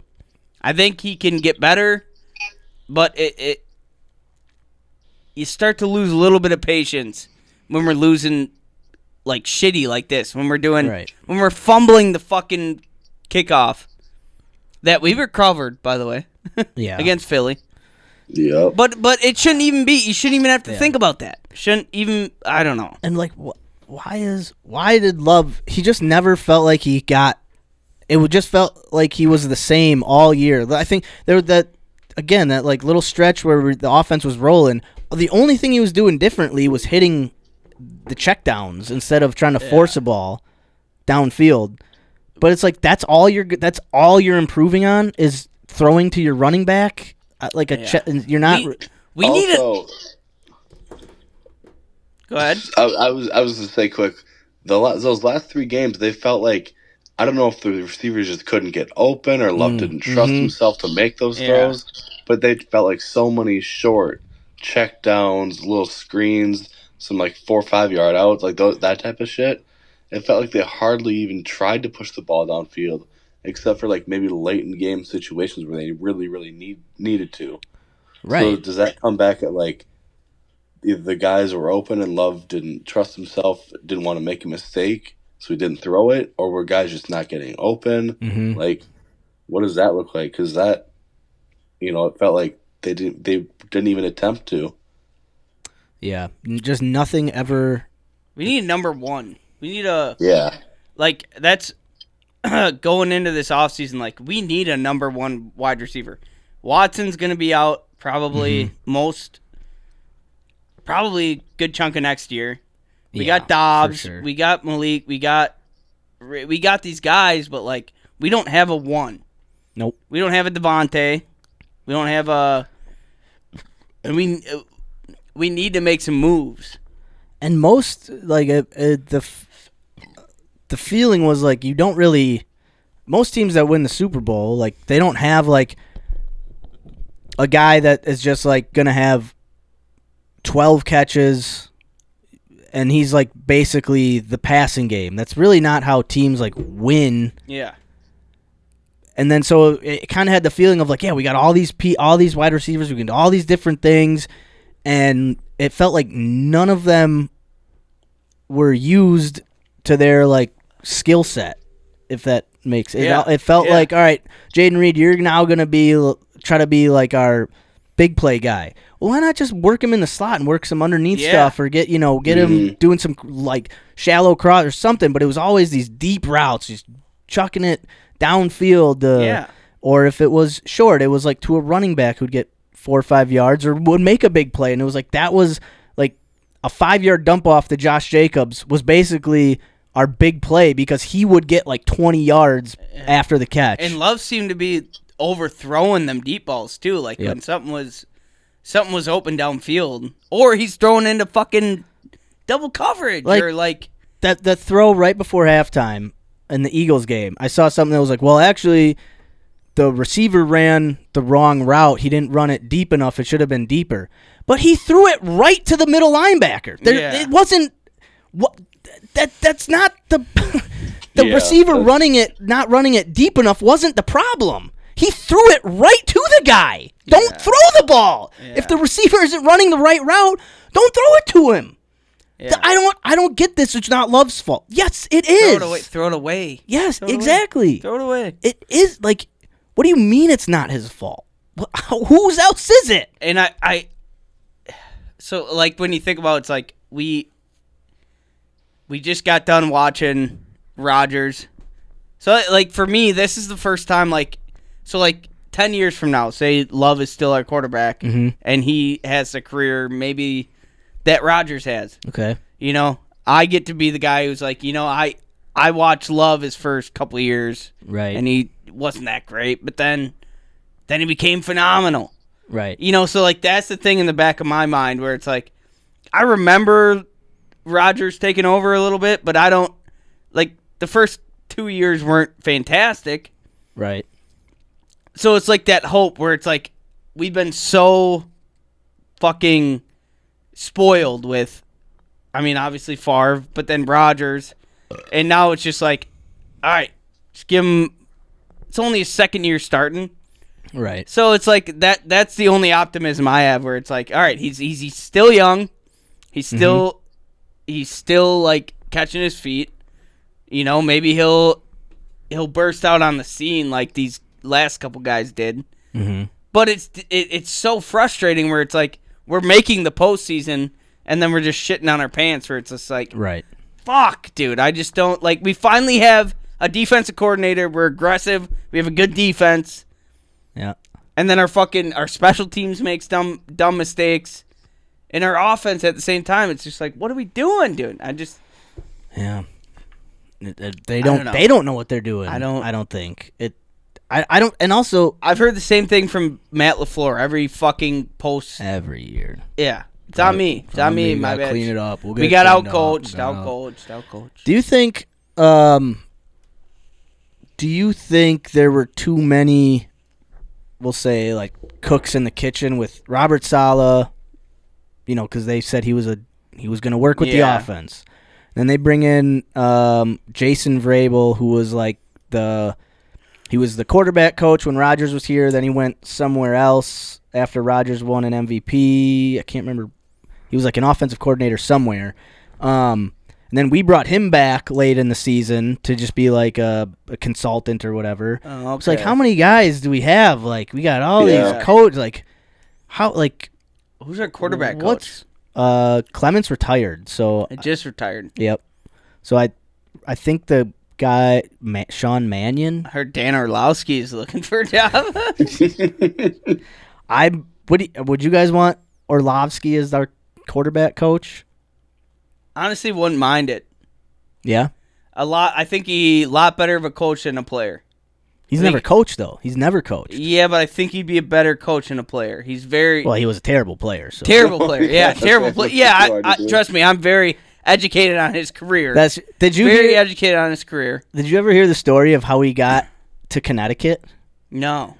So when he was in high school, he had to run a 40-yard dash, and he was like, I'm slow. I'm so fucking slow. So he moved when no one was. He moved the cones up like 10 yards. Get out. And so his 40 was like a 4.7, and the coach at Connecticut was like, "Oh shit, look at this guy." He balled out too. And then so then once he got, but that's how he got to Division I. He had to. I love it. Dude. I'm not knocking him. I'm saying like it's such a. I don't know like. He's an unknown as a coach, but if you're willing to, as an analyst and kind of like some of the, the halftime or score updates stuff he does. I think he does a good job at that, but I don't know enough about him and his past other than that he played quarterback. I think so. Obviously, I've learned of Orlowski through the McAfee show. Yep, and. I mean, I obviously knew him through his career with the Lions, and he wasn't a great quarterback. Ran out of the end zone. He ran out of the end zone, yeah, but he's fucking smart as shit. Very smart. Smart as shit. Yep. And I think he'd be a lot better of a coach than he was a player. Yeah. And it was brought up in the couple days ago where it's like, hey, Tom Clements just retired. You get any calls from Green Bay? And he's like, I'm getting calls from teams for sure. Yeah. And I mean, looking at Orlowski, I'm like, I wouldn't fucking mind. I think he's very smart. He's very smart. I think he'd be a lot better of a quarterback coach than a quarterback. Right. And he said that too, where he said like, yeah, I've never had a great career, was not a good quarterback, but he's like, the X's and O's, I'm pretty awesome at. I mean, he definitely. And I don't think he'll land in Green Bay, but like, I think he'll have a successful coaching career somewhere. Yeah, I think he's got. I mean, get your feet wet somewhere. I guess I don't know if the NFL. Maybe college. It'd be maybe cool something. like if he started at college and then went to the pros. I think he's smart. Have you ever listened to him? Oh yeah. He's a fucking super wildfire. Smart. I mean, like he'll say some obnoxious shit, right? But like that's part of the game when you're on TV is you have to say some crazy shit. But yeah, he's definitely really smart. entertaining guy. I'm sure he would relate well with the players. And Tom Clements has been our coach for a while. Yeah, I mean Yeah, what has he done lately? Yeah, I mean this year wasn't I'm great. kidding. No, but I mean honestly, this year wasn't great. I think last year he coached his ass off. It seemed like maybe he was coaching really well, and it was a Jordan Love thing. I don't know, yeah. but Can I ask you guys? All right, both of you. Just all right. After this season, what are maybe three things that you guys think? Maybe not even three. Maybe if it's just one thing or anything, but the main things that the Packers have to do this offseason to become more successful. Whether it has to do with the draft, coaching, anything. What do we have to do to be a better organization where we can compete? Draft a cornerback. Cornerback. Yeah, because Jair's probably gone. Possibly. You think so? You think we re-sign? You think Jair's back? If he's healthy? If he's healthy, he has another year or two on his contract, doesn't he? I believe so. I think so. And if he's healthy, I don't mind having him back. Oh, yeah, for sure. I mean, he's a dog. All right, so draft a cornerback. But they're still going to need one because I don't know if you guys heard the Keyshawn Nixon interview. No. He doesn't want to return kicks anymore, and he wants to be CB1. Really? So if you got Keyshawn Nixon and Carrington Valentine as your other cornerbacks, man. Come on.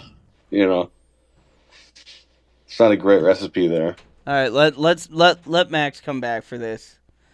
Hear that? Max, did you? He's not. All right, Oh, now he's okay. plugged in. Now he's good. All right. Did you hear the Keyshawn Nixon interview? What he said? about not wanting to be a kick returner anymore and focusing on QB1 how he or wants CB1. to be CB1. Yeah. Yeah. I was saying, well, we got to, if Jair's healthy and he can come back, yeah, I'd have him back. Because if you don't have him back and you got Carrington Valentin and Keyshawn Nixon as your CB1 and CB2, then you're in trouble. So drafting the cornerback would be big. I agree. 1 second. All right. I mean, is there what's this draft look like for cornerbacks? Is it a good draft for defensive backs? I honestly don't know. I know there's a couple that are first round potential, but I'm not sure how deep it is. Yeah, I haven't started looking at. It's draft season now. I know It's draft season. A lot of mocks I've been, or some of the ones I've looked at, there's like some cornerbacks that have been like I think Ohio State's they probably got 2 or 3 cornerbacks that will go in the 1 or 2 round, first or second round. So I don't know one from Michigan. Michigan, yep. Notre Dame's got one. Yeah. I think it's I don't know if it's deep. Maybe it's more top end talent.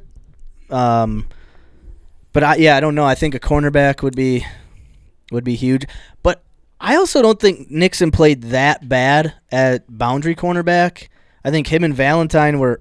I mean, the Eagles didn't do a ton. Nixon didn't play bad all year. I mean, even in this game, it just felt like he had some big penalties or big mistakes in like a couple games that were just very evident because of the situation.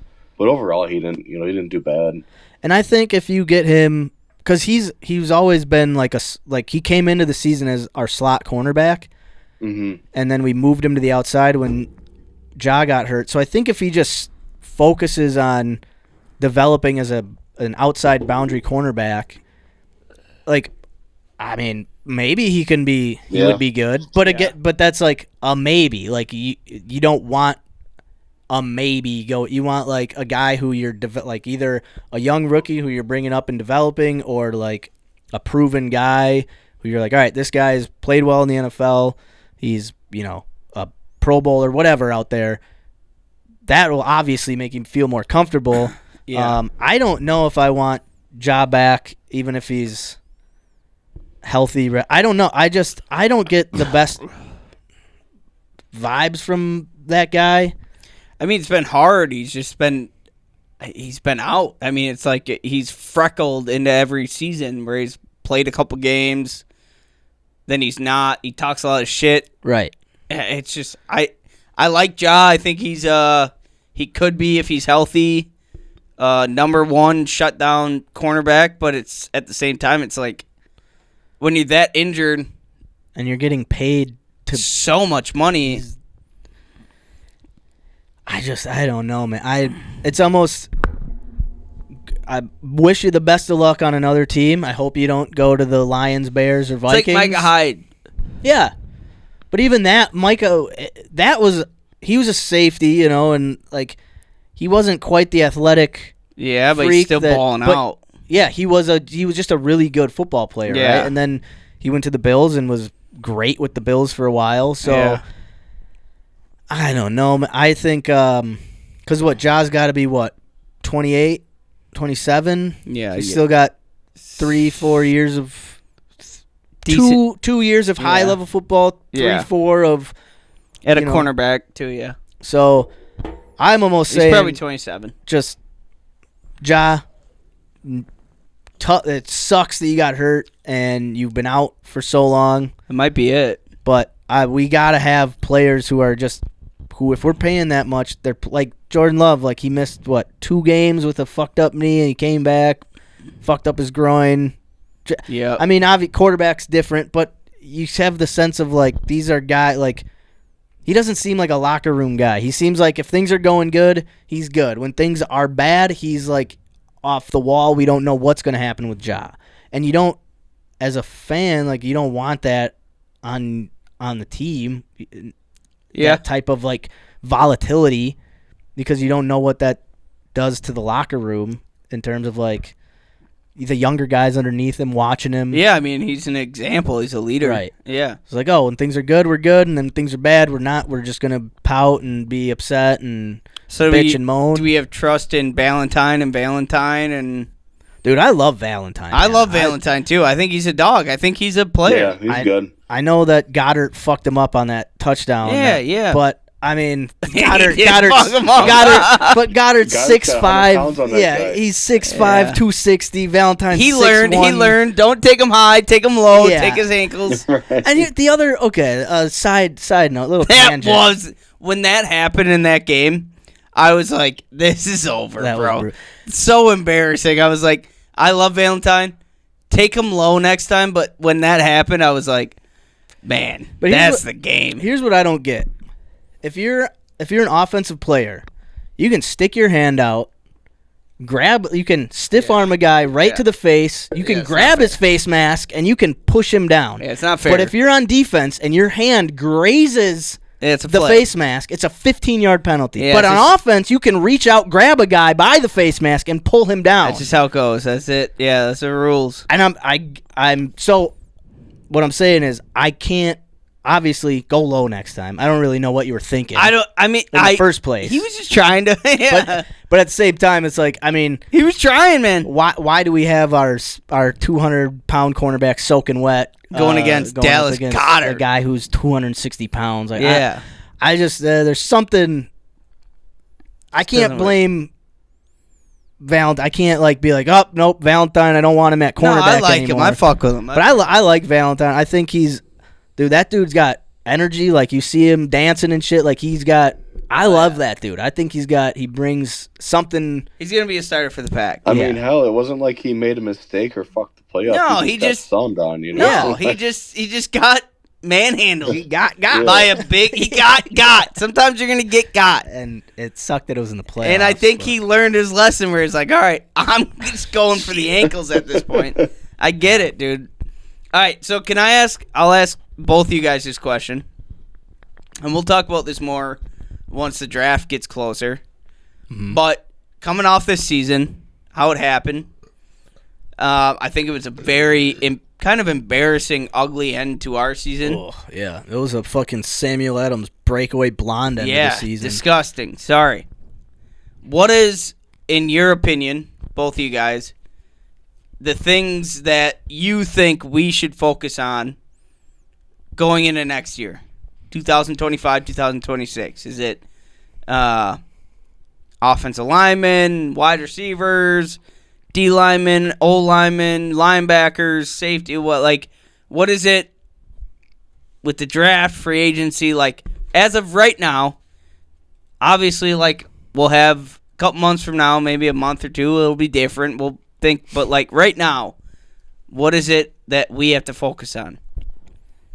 I would say offensive line, defensive line. I think you build the foundation and then work your way out. I think obviously we need a wide receiver. Yeah. But I think you focus on beefing up the O-line and beefing up the D-line. Yeah. I think you got to start. If you don't have an offensive line, it doesn't matter how good your wide receivers are. If you don't have a good defensive line, it doesn't matter how, because even if you have one great cornerback, but your defensive line sucks, and the other cornerback's okay, you're gonna get eaten up. Yeah. Like O-line, D-line, baby. That's my, and I think we tried to do that with getting Jordan Morgan in first round, but he got hurt. Don't know what happened to him. Yeah.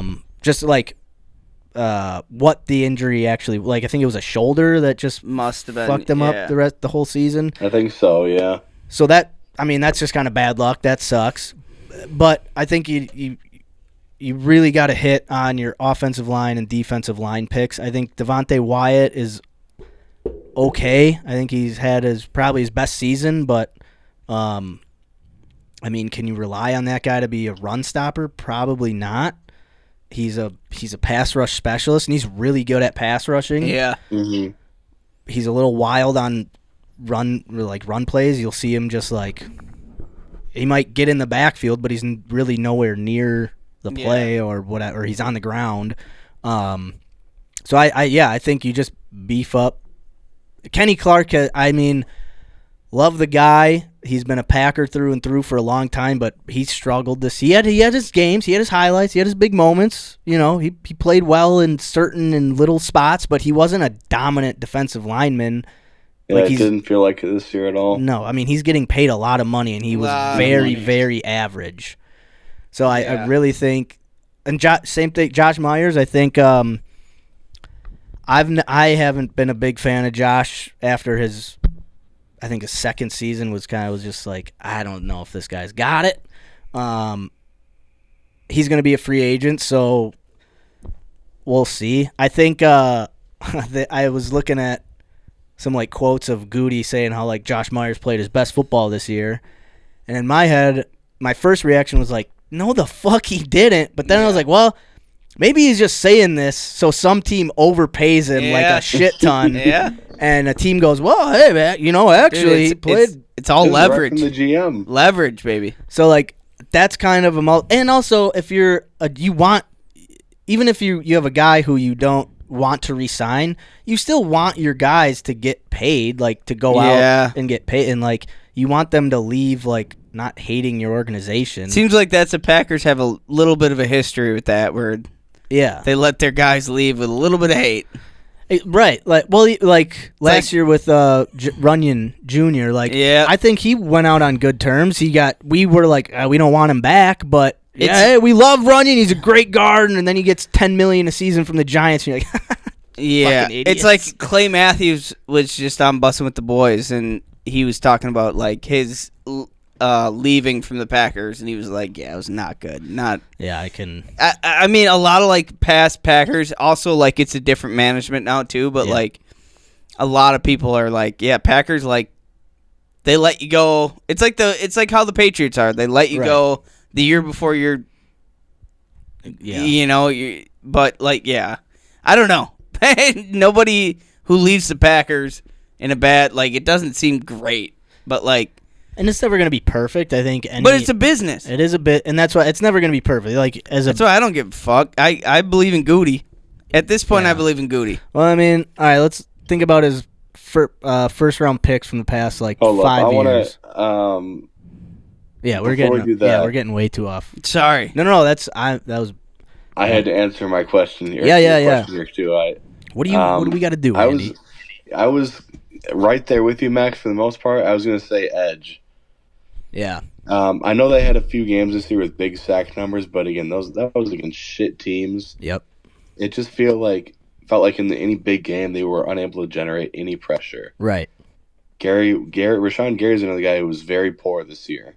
I thought didn't really, he had a couple had his moments here and there, but didn't really do much at all. It felt like. And Igbari again kind of had his moments here and there, but I think in this being his first year of having a very large role, what it felt like he didn't really in the big moments where he needed to step up. Just felt like the whole team couldn't really get anything going. Yep.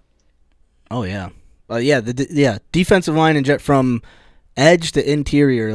What's our other linebacker? One linebacker was balling. Edrin Cooper, Eric Wilson, Quay Walker. McDuffie. McDuffie's been balling. He's been balling. Yeah. McDuffie, that's who I'm thinking. Yeah, I think our linebackers are okay. Who wears the green light? Well, it was Quay. I think Quay and McDuffie and Wilson maybe too. I think McDuffie is McDuffie and Quay. And even McDuffie's fine. I think he's a run stopping linebacker. Yeah. And I think he's all right. I mean, he's a special teamer, second string linebacker. I think he's good, but I don't think he's the answer. But yeah, so all right, Andy, you got edge. What else?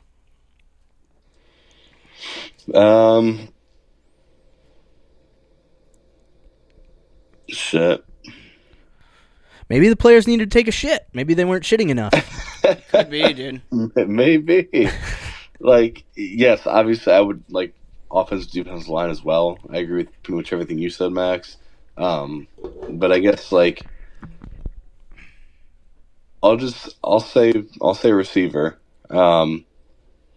Just figuring out, even if they don't get a huge target or a big time draft pick, but just figuring out what's going to happen with that.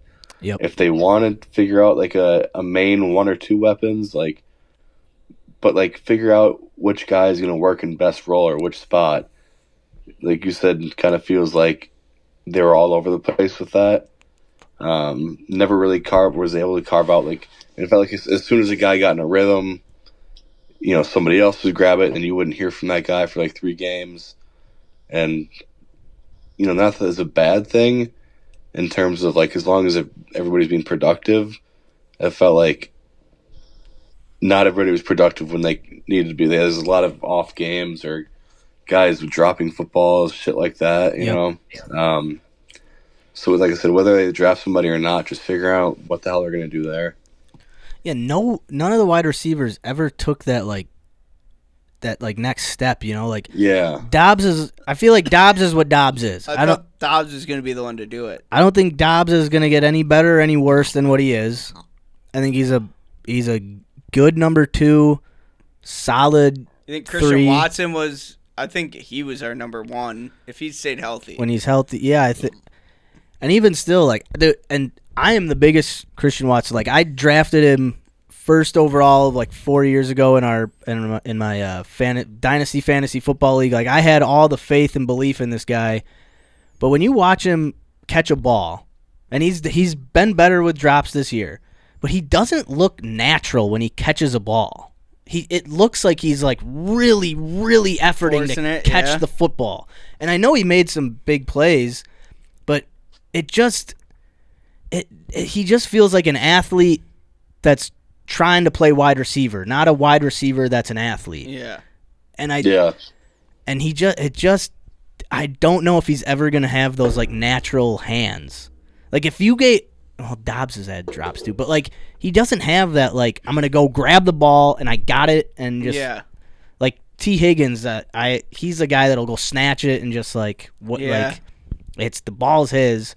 He's not obviously not as fast and whatever and athletic but you know what I'm saying? Like we don't have a guy like that, right?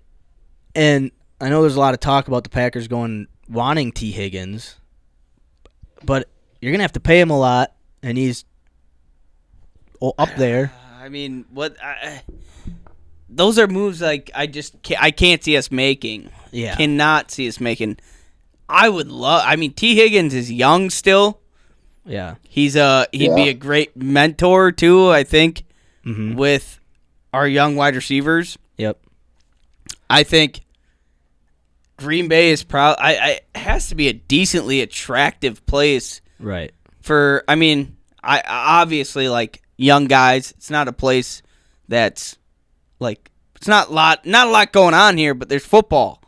Well, and if you're coming in, it's Green Bay. If you're a big name, if you're like a number one, you want to be a number one wide receiver. Yeah.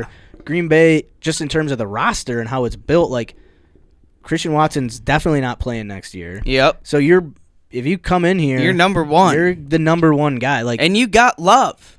Love, like he's a dog. You have a guy who can give you a lot of stats, a lot of like. If he's not overthrowing you or underthrowing if you, he's or not throwing it right to the other team, if he's not rolling out right and throwing it left into the middle of the field, he could get you. No, but I know what you're saying. Like he can. That's another thing. What are you doing, Love? Throw the fucking ball away, right? Yeah, dude. How many times have I've been watching all. I've been trying my hardest to love. Just live to play another down, man. Throw the fucking ball away. Just throw it away. Why are you throwing it? Dude. Into triple coverage or across your body or like. You don't need to make a play. Just throw it out of bounds. Yeah. I love Jordan Love. I did too. And he has all the potential to be a great. But he's just like. And that's another thing. This is his second year ever starting. Right. But at the same time, it's like, what the fuck you doing? Yeah. And just like the 49ers game. Oh, awesome. Roll right, toss it left. 70 yards across the fucking field. Yeah, that one had some sting on it. It tasted like the Hershey fucking beer. I'm just kidding.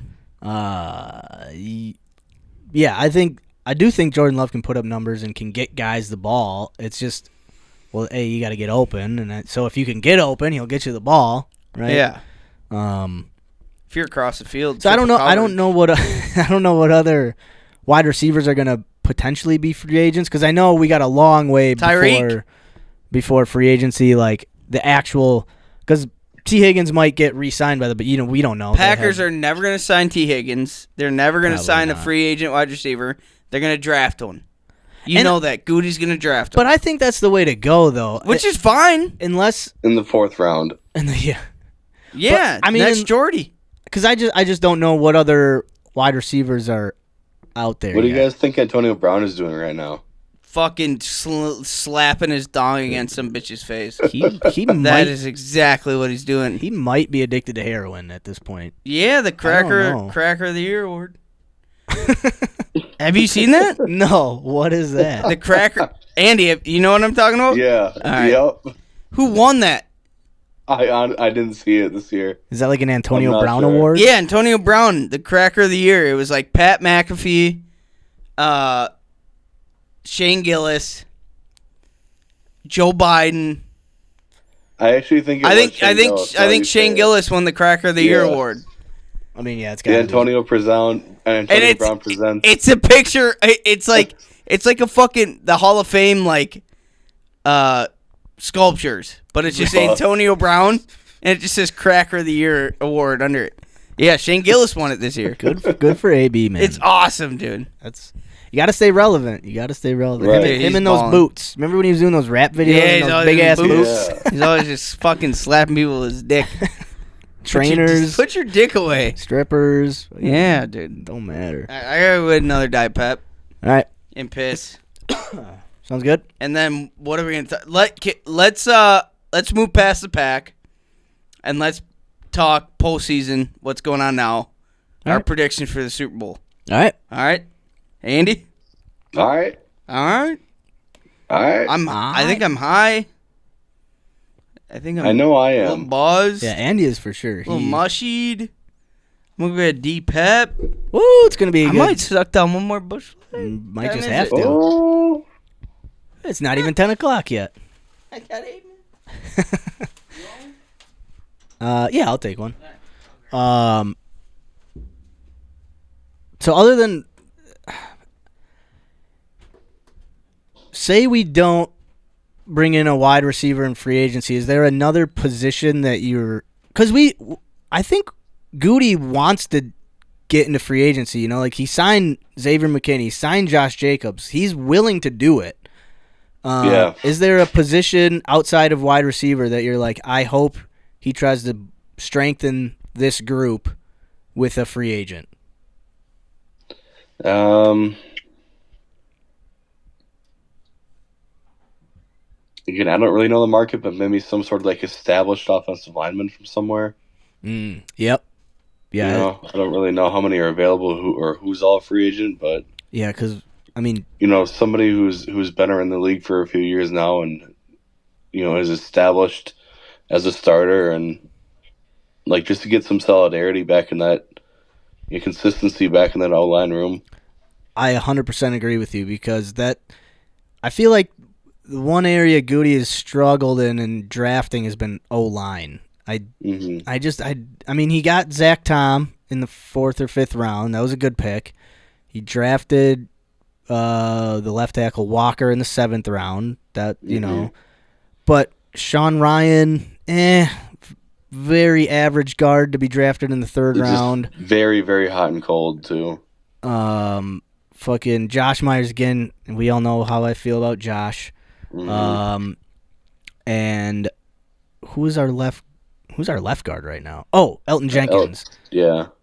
But he's getting up there too, and like he's been super hot or cold. Like he either has a great game or it's like, Jesus, Elton, what the fuck are you doing? Right. So yeah, I definitely agree with you 100%. I think you go out, you try to get the best free agent offensive lineman you can get, and then supplement that with the draft a little bit. You know, maybe not spending a 1st round pick, but 2nd, 3rd, 4th, whatever. You know, keep bringing in young talent, and maybe the same thing on the D line. Maybe try to go out and get an established defensive lineman. And then supplement in the draft. But, yeah, I think I'm trying to think who's free agents. Yeah, it's all – because it's going to change. Like, there's going to be players who are they're scheduled to be free agents right now, technically. But it's all going to change in a couple months. Get tagged. Franchise tagged, trades. Like, you just – so I think and I don't think, like, with the Packers, I don't like, with the wide receiver group, or like the defensive line, I don't personally want us to like sign like when we sign like a Julius Peppers. I mean, maybe like that's beneficial in the fact of like having a vet, having a guy to show you the way. But like, if we sign a guy off free agency, off the waivers, like let's sign somebody who has a little gas in the tank still. You know what I mean? Like, it's not you know what I'm saying, Andy? Like, I loved having like Julius Peppers. That was like that's a dog. But he was what, 32, 33 when we signed him? That's a dog. Or like signing fucking. I mean, it's such a bad example. I was going to say like when the Patriots signed Randy Moss, but he also had like 25 touchdowns that year. But he was also not.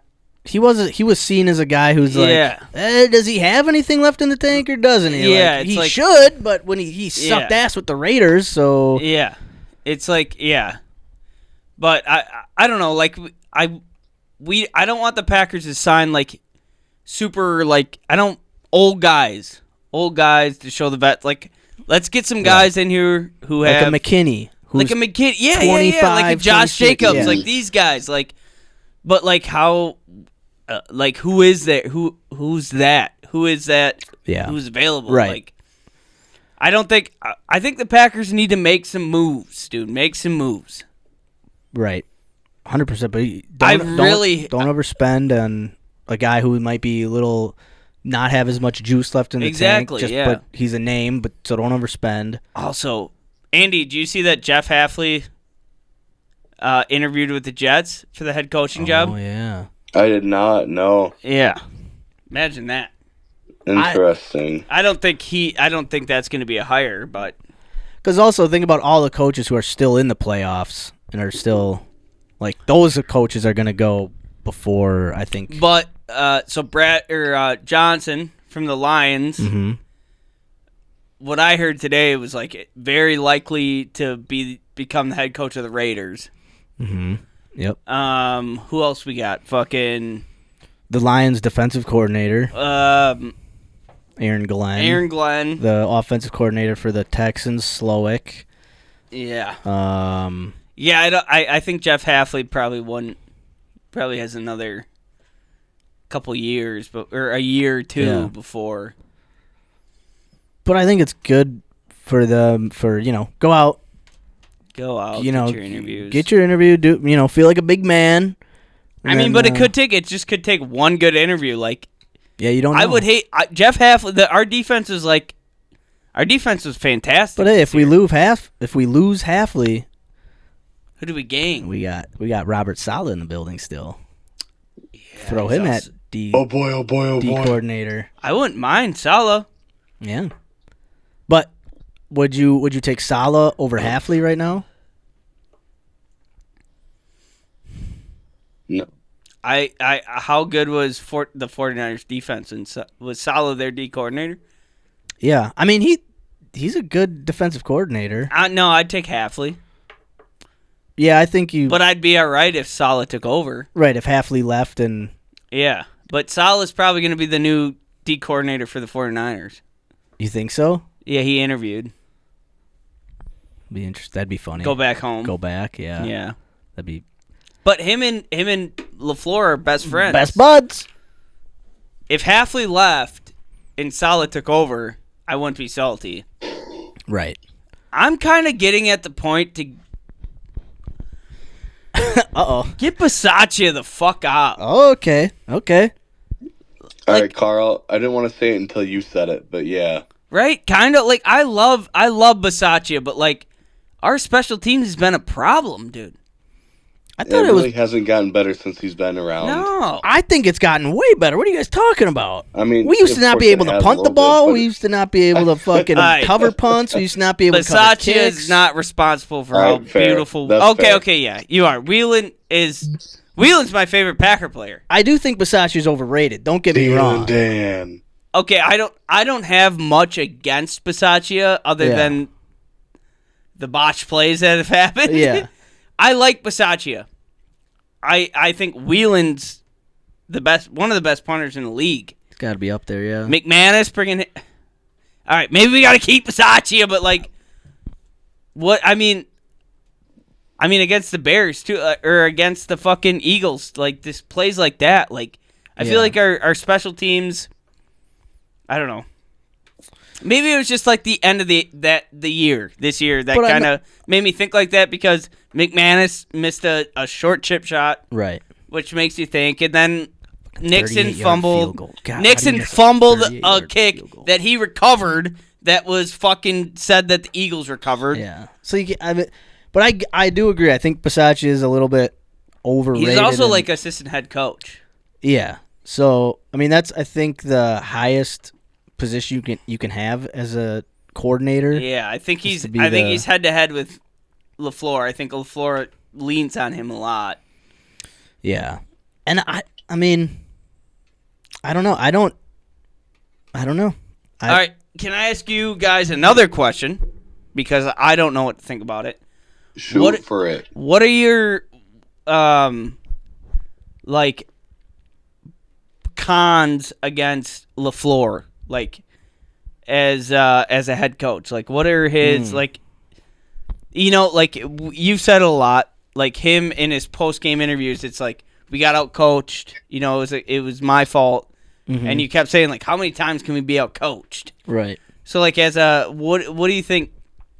Obviously, for me, I wouldn't give up Matt LaFleur for basically anybody at this point because we're winning games. It's like the Steelers giving up on Mike Tomlin, not to that extreme, but like. No, I get what you're saying. But like, what are the downfalls of LaFleur? Like, what can he do better? What do you think?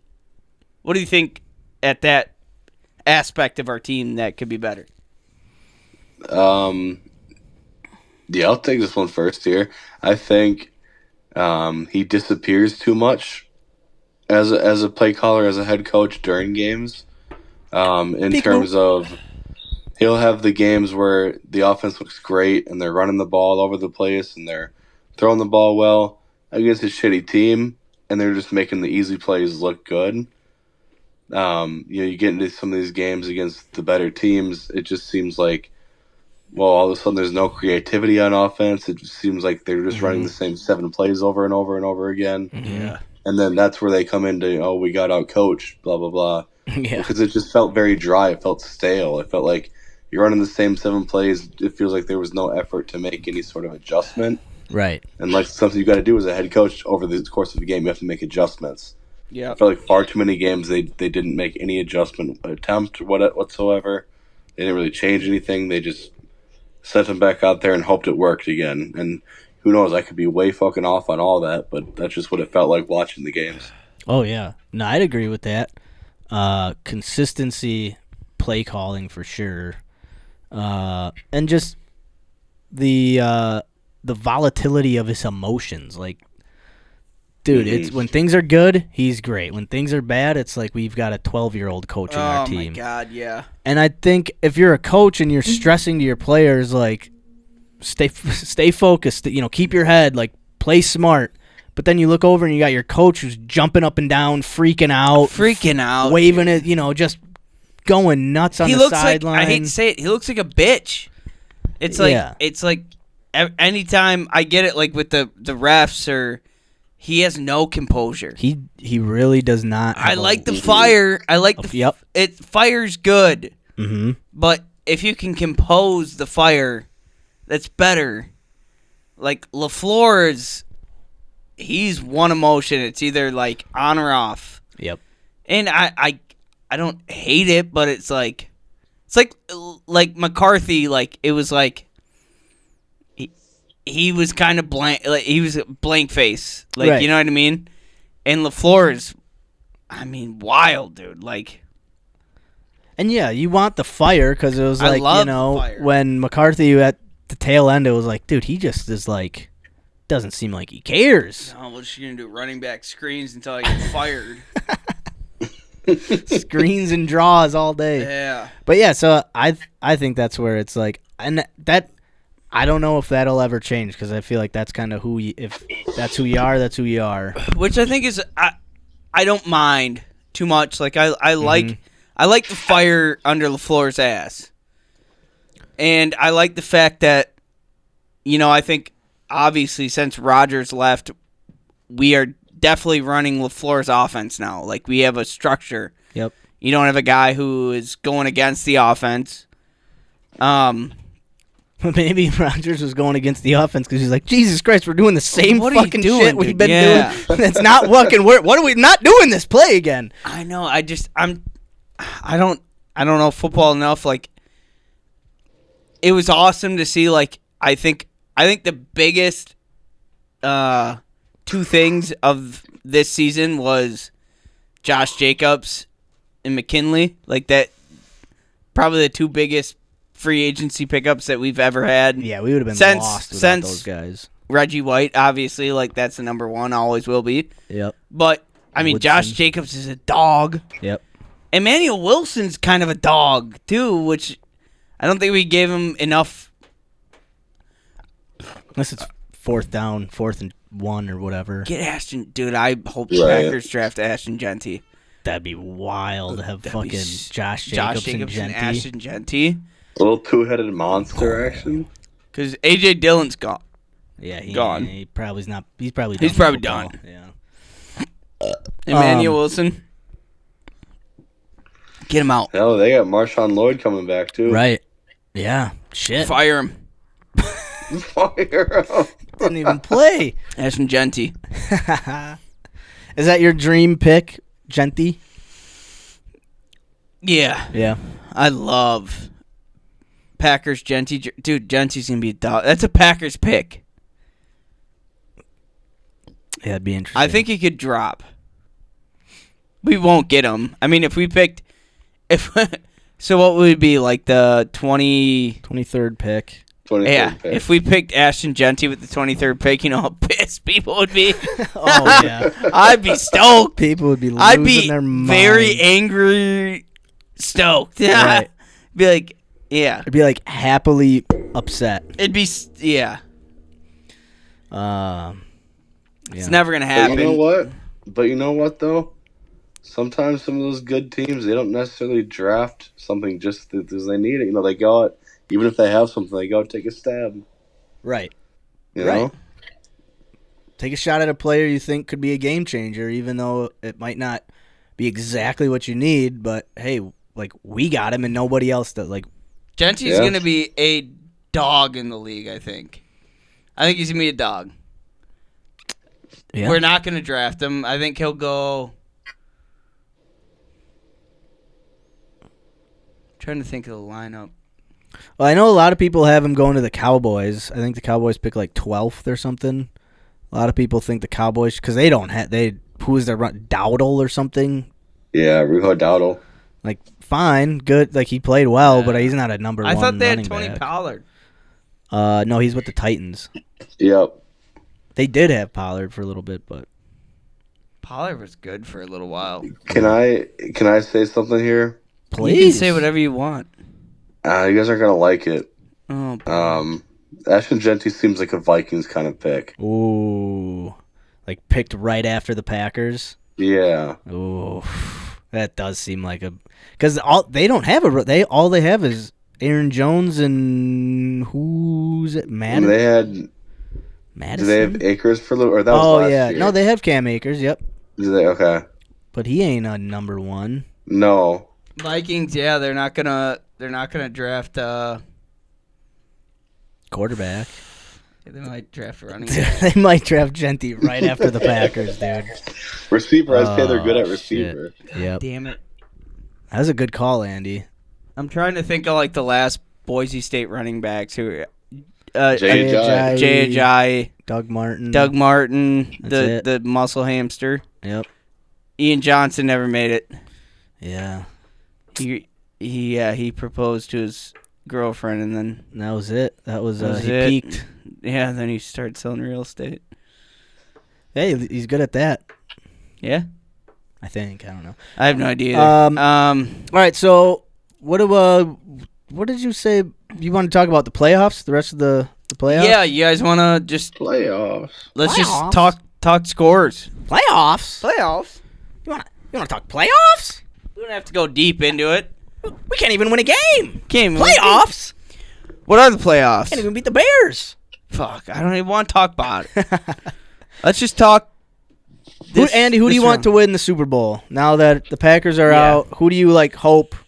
Because I'm not really going to be watching much of I will. but- NFC Commanders. Okay. The Commanders, I wouldn't mind seeing the Rams win it. Mm-hmm. I got no hate towards the Rams. AFC Bills, I'd like to see. Yep. Ravens for sure. Like to see that. I love to see I would not mind seeing Lamar Jackson win a Super Bowl. That'd be sweet. Yeah, that'd I be love awesome. Lamar. That dude plays with a fucking big ass grill in. Oh, he's a Right. dude. He's He's literally awesome. been in the hood since he got drafted, and he's never gone out of it. Like he's a dog, dude. Lamar's the shit. He's the shit. I love Lamar Jackson, and I love Derrick Henry. And I'm so glad Lamar Jackson is in the AFC. Holy fuck. Right. Oh, me too, bro. Oh He's a my dog, God. dude. He could score a touchdown at any point he could score a touchdown on the 1 yard line, on the 50-yard line. It's either him or Josh Allen for the MVP. Mm-hmm. And I think Josh Allen should win only because he doesn't have the weapons that the Ravens have. Like, he doesn't have Derrick Henry. He doesn't have Flowers. He doesn't have Bateman. He doesn't have Mark Andrews. He doesn't, like, they've got fucking weapons. They do have weapons. In Baltimore. And I mean, between Josh Allen or Lamar Jackson, I mean, either one, whoever wins it, deserves it. Between those two, deserves it, 100%. for sure. I think it, would create better storylines and talking points. I mean, it would either way, but, if Josh Allen got one, then it's like, they each have at least one, it's like the new budding rivalry or, like, the two stars that are really coming up, and, like, it'd be something else to talk about, Yep. I'm rooting. It'd be exciting from a fan point of view. Oh, yeah. I'm saying it now. I told Max beforehand, I'd love to see the Rams win that because I love Stafford. Yep. But thinking about it now, I'm gonna change my. I want the Ravens to win the Super Bowl. I love Lamar. I love Derrick Henry. Yep. I love Jim Harbaugh.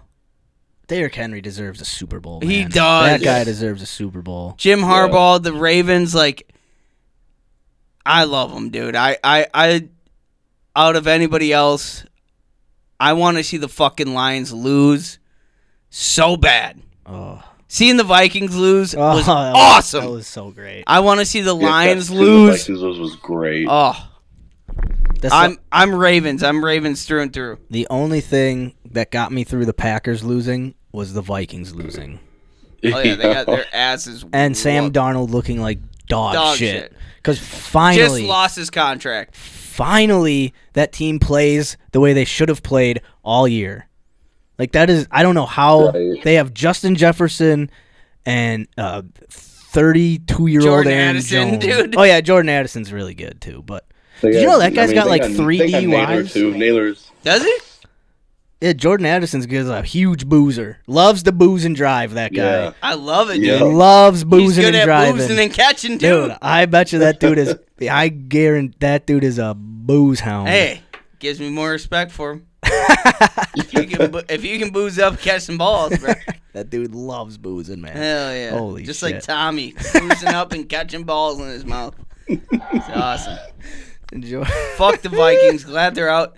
Lions, I want them to get their fucking hopes torn out of their fucking brains, dude. Yep.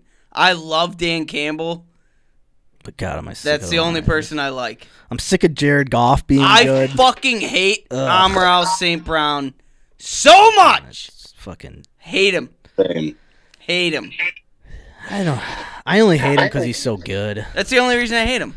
But he is good. That is the only reason I hate him. It's But like he it's is like why everybody hated Tom Brady. He was so good. That's why I hate him. He's so good. I can't even hate Amon. He's a football player you want on your team, and you hate to play. Okay, You don't want to play. How do against I? him. But I know what you're saying. I I'm don't want the Lions to win I don't either. No, because I love Jared Goff too. I don't like Jared. I'm sick of Jared Goff. Are you? Fuck that. Yeah, I'm so sick of that twig boy fucking. He doesn't do anything He like fucking- everybody else. He hypes wears him up. these super long ass fucking like half Max, you got sleeve something. gay ass. You fucking, you like because Amara, but you don't like Jared.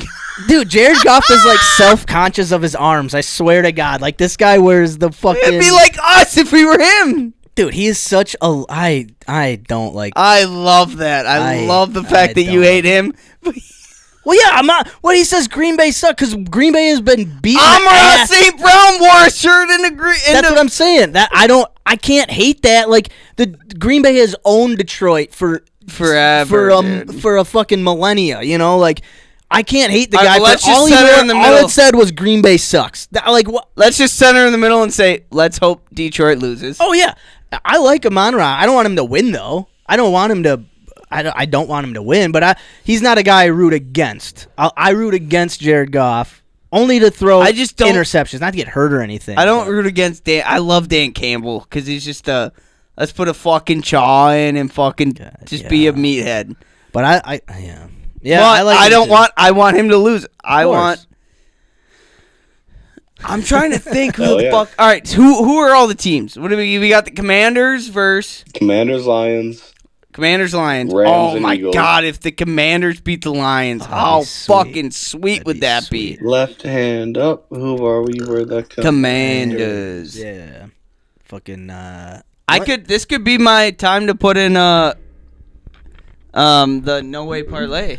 The only thing I don't like about You guys want to do the no way parlay with me right now? Yeah. I just have to say, the only thing I don't like about Jaden Daniels is that after every He's gay as fuck. or Sorry. No. before,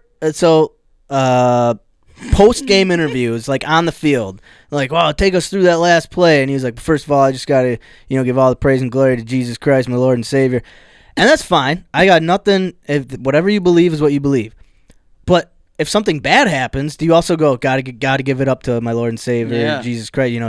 This is all because of him. My bad. Like, I just don't understand.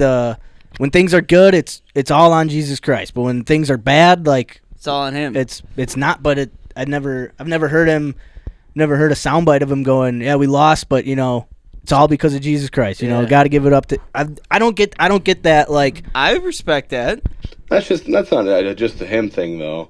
And but he's just so. It is just the first words that come out of That's this. Jaden Daniels every time. I'd never listen to an interview. I say I haven't really listened to it well either. It's just it always rubs me the wrong way because I it's like appreciate when it's yeah. All right, That's just me. real quick. We're gonna do I just deposited. Where's my $10? All right, I'm gonna deposit $10, All right. and we're gonna do a no way parlay with you guys. All right. Gate Downs no way parlay. Let's see what we got. We got a $10 parlay bet. How many legs you thinking? 1 sec. And you're trying to do playoff? Yep, we're gonna do All right. NFL. All right, here we go. We got $10, boys. All right, here we go. NFL. So it's starting off. C.J. Stroud against Kansas City. Okay. Over under 229.5 yards. We don't have to take this. Do we pass? Yeah, I mean, my first thought was under, Under? but We could. I'm not super. I don't feel super Andy? strongly about it. Yeah, I don't. Let's Okay. get that one for now. All right, See now what we have- come back to. Patrick Mahomes over under 250 yards. Texans have a good defense. 250. That's We got a big parlay. We're going to do it like a 7-leg parlay. So okay. The Texans Chiefs game is a Hey, we got more. tough. I don't know how that one's gonna go. That one is because the All right. Texans are so hot and cold. We got more. Jaden Daniels over under 234 against Detroit. Passing yards. Over. I was 234. I was gonna say over as well. Yeah, All right, let's go. that one. Do you guys want to stay on passing yards, or we can go to passing TDs, pass attempts, interceptions? I mean, we can do anything. What do they got for Jared Goff touchdowns? Ooh, okay. BC passing touchdowns over 2.5. Or over 2.5 is 2.28 times under 1.5. Man, so You think he could go over 2.5 touchdowns? That'd be a big boost for us. I would say under on that though. Under 2.5 touchdowns? I don't know if he's gonna hit 3 touchdowns. Andy? Fuck, let's say under. All right, under it is. And then their rushing attack is very good too. All right, do you guys Yeah. want to stay on passing TDs? Or we have What's the next game? pass attempts. All right, we got Washington, Detroit, Los Angeles Rams, Philly, Buffalo, Baltimore. Buffalo, Baltimore. You guys want to go over there? Yeah, is that Buffalo versus Baltimore? Yeah. Oh shit, that is gonna be. I didn't realize it was Lamar versus Josh Allen this round. So we got Holy touchdowns right now. Let's look at that game. 1 point. All right, so touchdowns. You guys want to do anything on the passing touchdowns? Yeah, what do they got for Josh Allen? 1.5. Do they have a total touchdown instead of? Because I think Josh, because he runs the ball so much. That's all it does. Oh, okay, I got you. Okay. So Josh Allen over under 1.5 touchdowns. Yep. Passing. Passing. Pass TDs. I'd say over. I think he'd hit 2 passing touchdowns. Andy, you agree? I'll do it. Yeah. All right. Do you guys want to move on to something different? What do they got for Lamar? They're rushing. Yeah, what do they got for like rushing? Yeah. The same rushing game. Yards or TDs? All right, so for rushing and receiving touchdowns, we got so many. Here. All right, let's see. We got I've never used this thing. All right, we got okay, rushing and receive. Let's do. You want to see rushing, Andy? Yeah. All right, so we got. All right, so for the Bills, we've got Josh Allen over under 46.5 rushing yards. James Cook over under 55.5. For the Ravens, we got Lamar Jackson over under 53.5. Derrick Henry over under 97.5. Oh, I kind of like this one. So Justice Hill, their backup, over under 8.5 rushing yards. I think he could get over 8. I think he could hit 10 rushing yards. Justice Hill is he's their backup running back? Yeah. How much time does he get?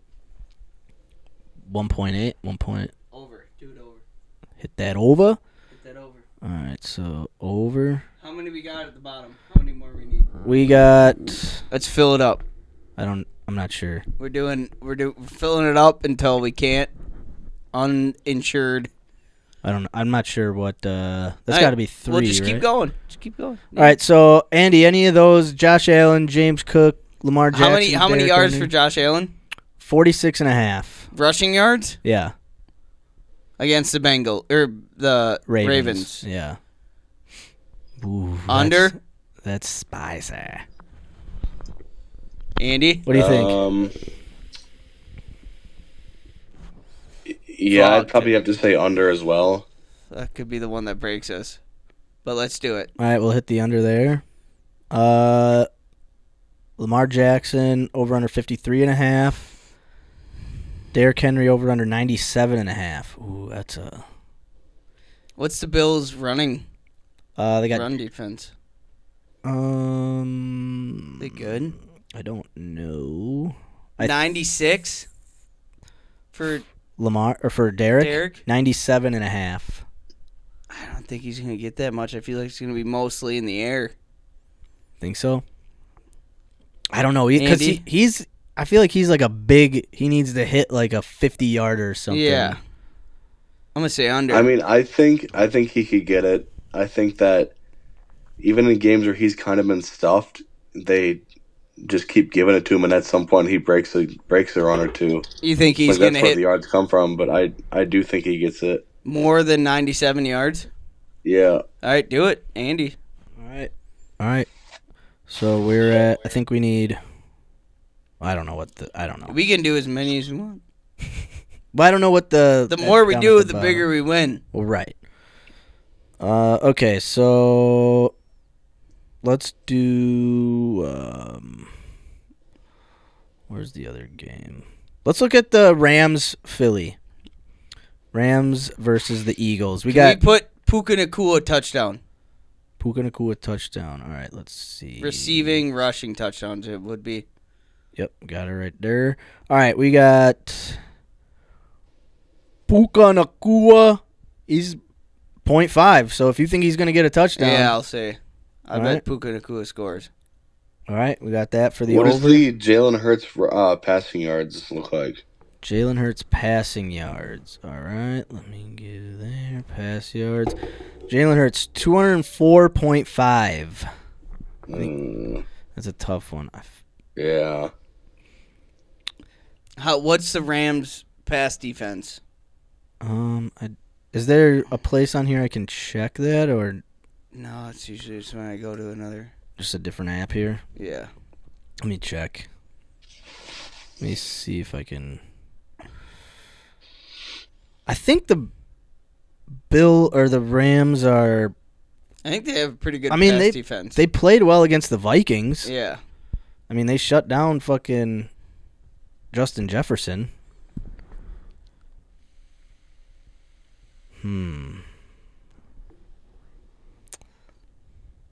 I don't know if I can. I don't know how to check. All right, that. what's the options again? So we got Jalen Hurts 204.5 over under. Under. Under? All right. Andy, you agree? Yeah, fuck it. All right. And then we got Stafford over under 218.5. Over. Over. Okay. Andy? Yeah, run it. All right, we need one more for a 35% boost. Let's go. All right, let's go. Let's do do you want to do passing touchdowns in the Eagles-Rams game? Do you want to do Let's do interception. interception? Okay. Oh, shit.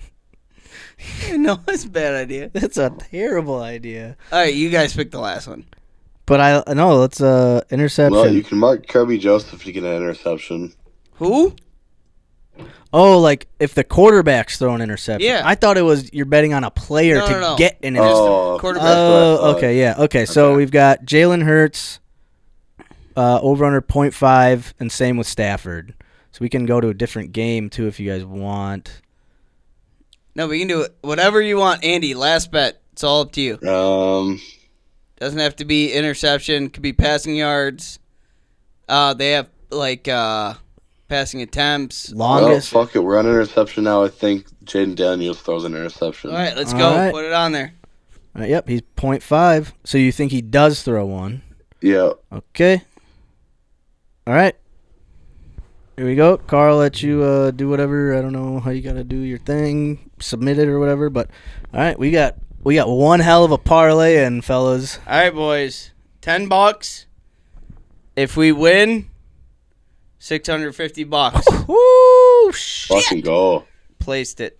Hell yeah! We have to hit every single one. Right. 8 out of 8. What? Can you run through them again real All right, quick? We'll run through them. We got Josh Allen less than 46.5 rushing yards. Matt Stafford more than 218 passing yards. Derrick Henry more than 97.5 rushing yards. Jalen Hurts less than 204 passing yards. Jared Goff less than 2.5 passing touchdowns. Justin Hill more than 8.5 rushing yards. Puka Nakua more than 0.5 rushing or receiving touchdowns. And Jaden Daniels more than 0.5 interceptions. I don't know how we lose. So 8 out of 8. Sounds like a winner. Yeah. I think so. What is that? So That ain't too bad. let me see this real quick. All right, so we all get $216 if we win. Let's do it, Let's do it. I could pay for your baby's new hat, dude. That would pay for some diapers whenever the little guy or Yo, girl isn't that? or- You should have your baby in a bathtub, bro. Don't go to the hospital. I try to tell Mia that all the time. I heard that, dude.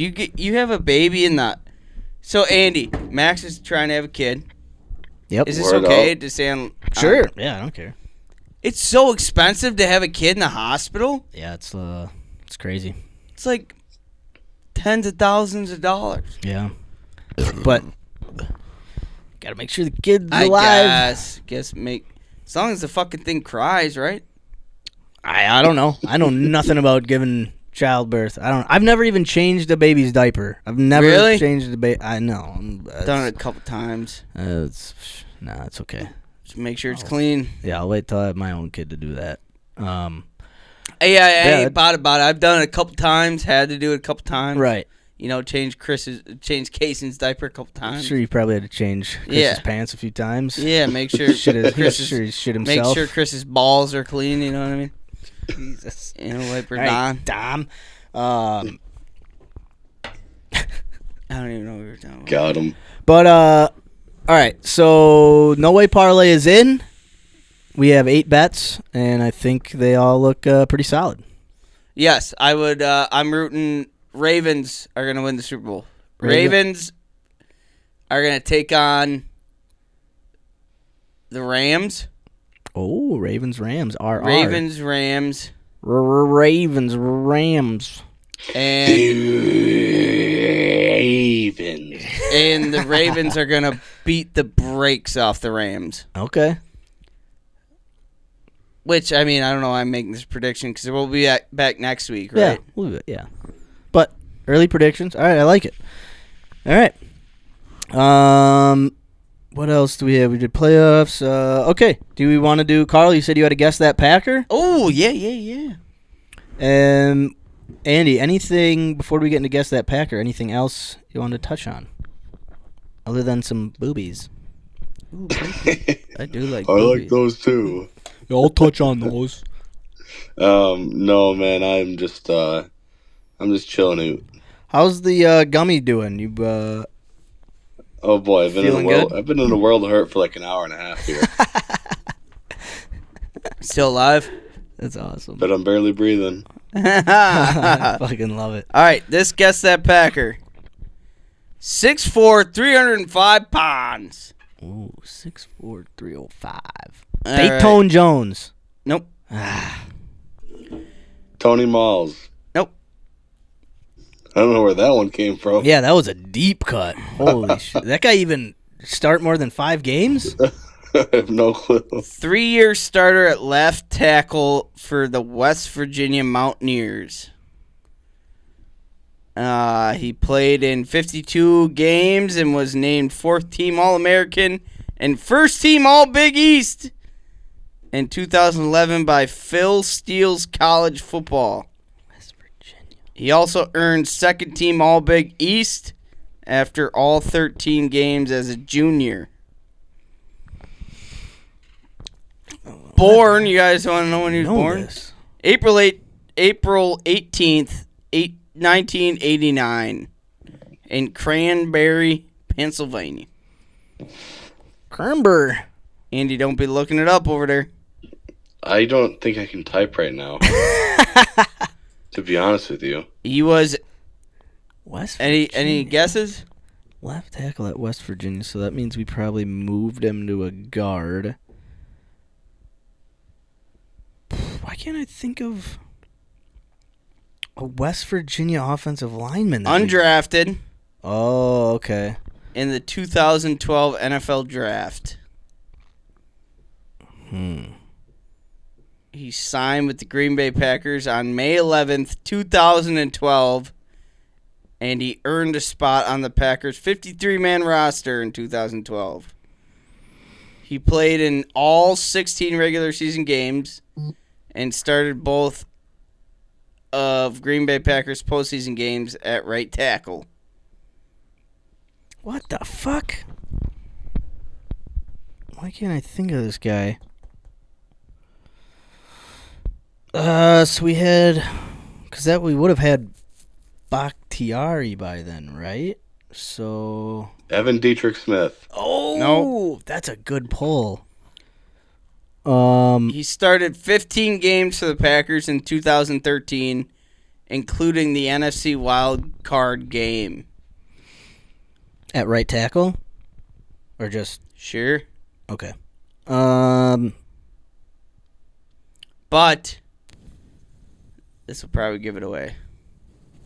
Suffered a knee injury in training camp and missed the entire 2014 season. In 2015, Why can I not? he played all 16 regular season games and made 5 starts during a Week 16 game against the Arizona Cardinals. He entered the game after Bakhtiari was injured. However, he had one of the worst games of his career, and he allowed 4 sacks, 4 QB hurries, and was penalized 3 times. Holy shit. This is why I can't remember him. I wanted to forget him. Fucking A. Who? Oh my God! On March 10th, my birthday, 2017, he signed a 1-year, $1.3 million contract with the Packers, and he was placed on injured reserve on September 3rd, 2017. He was released with an injury settlement on October 24th, 2017. Dude, my brain is blank right now. Fuck. Oh, thank God. Because Spitz was a guard, though, and he was from Louisville. Yeah, Jason Spitz, big tattooed guy. Darren College was from Boise State, so it's not him. And he was good, so... Dude, why can't I am completely blanking on the Packers' offensive line during that time. Andy? Nothing so far. Let me know. Evan Dietrich Smith was a good pull. I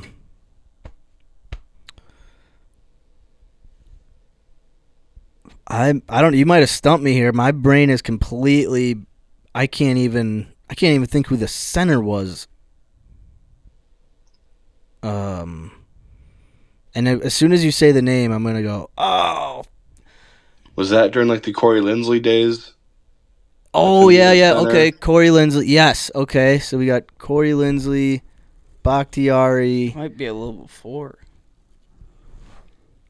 Yeah. Marshall Newhouse. Nope. Oh, he's TCU. That's a great guess, though.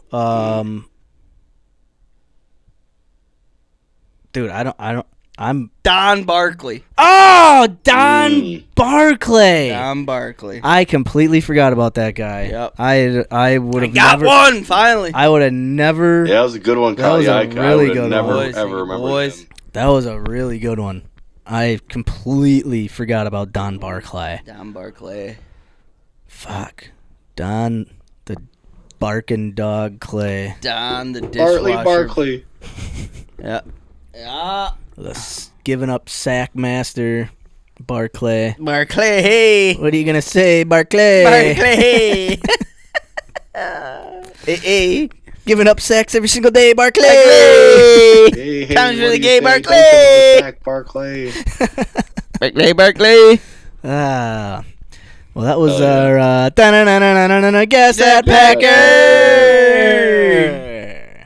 Don Barclay. What a name. Tell you what, I wouldn't have guessed it. That was a good one. I gotta write that down. All right.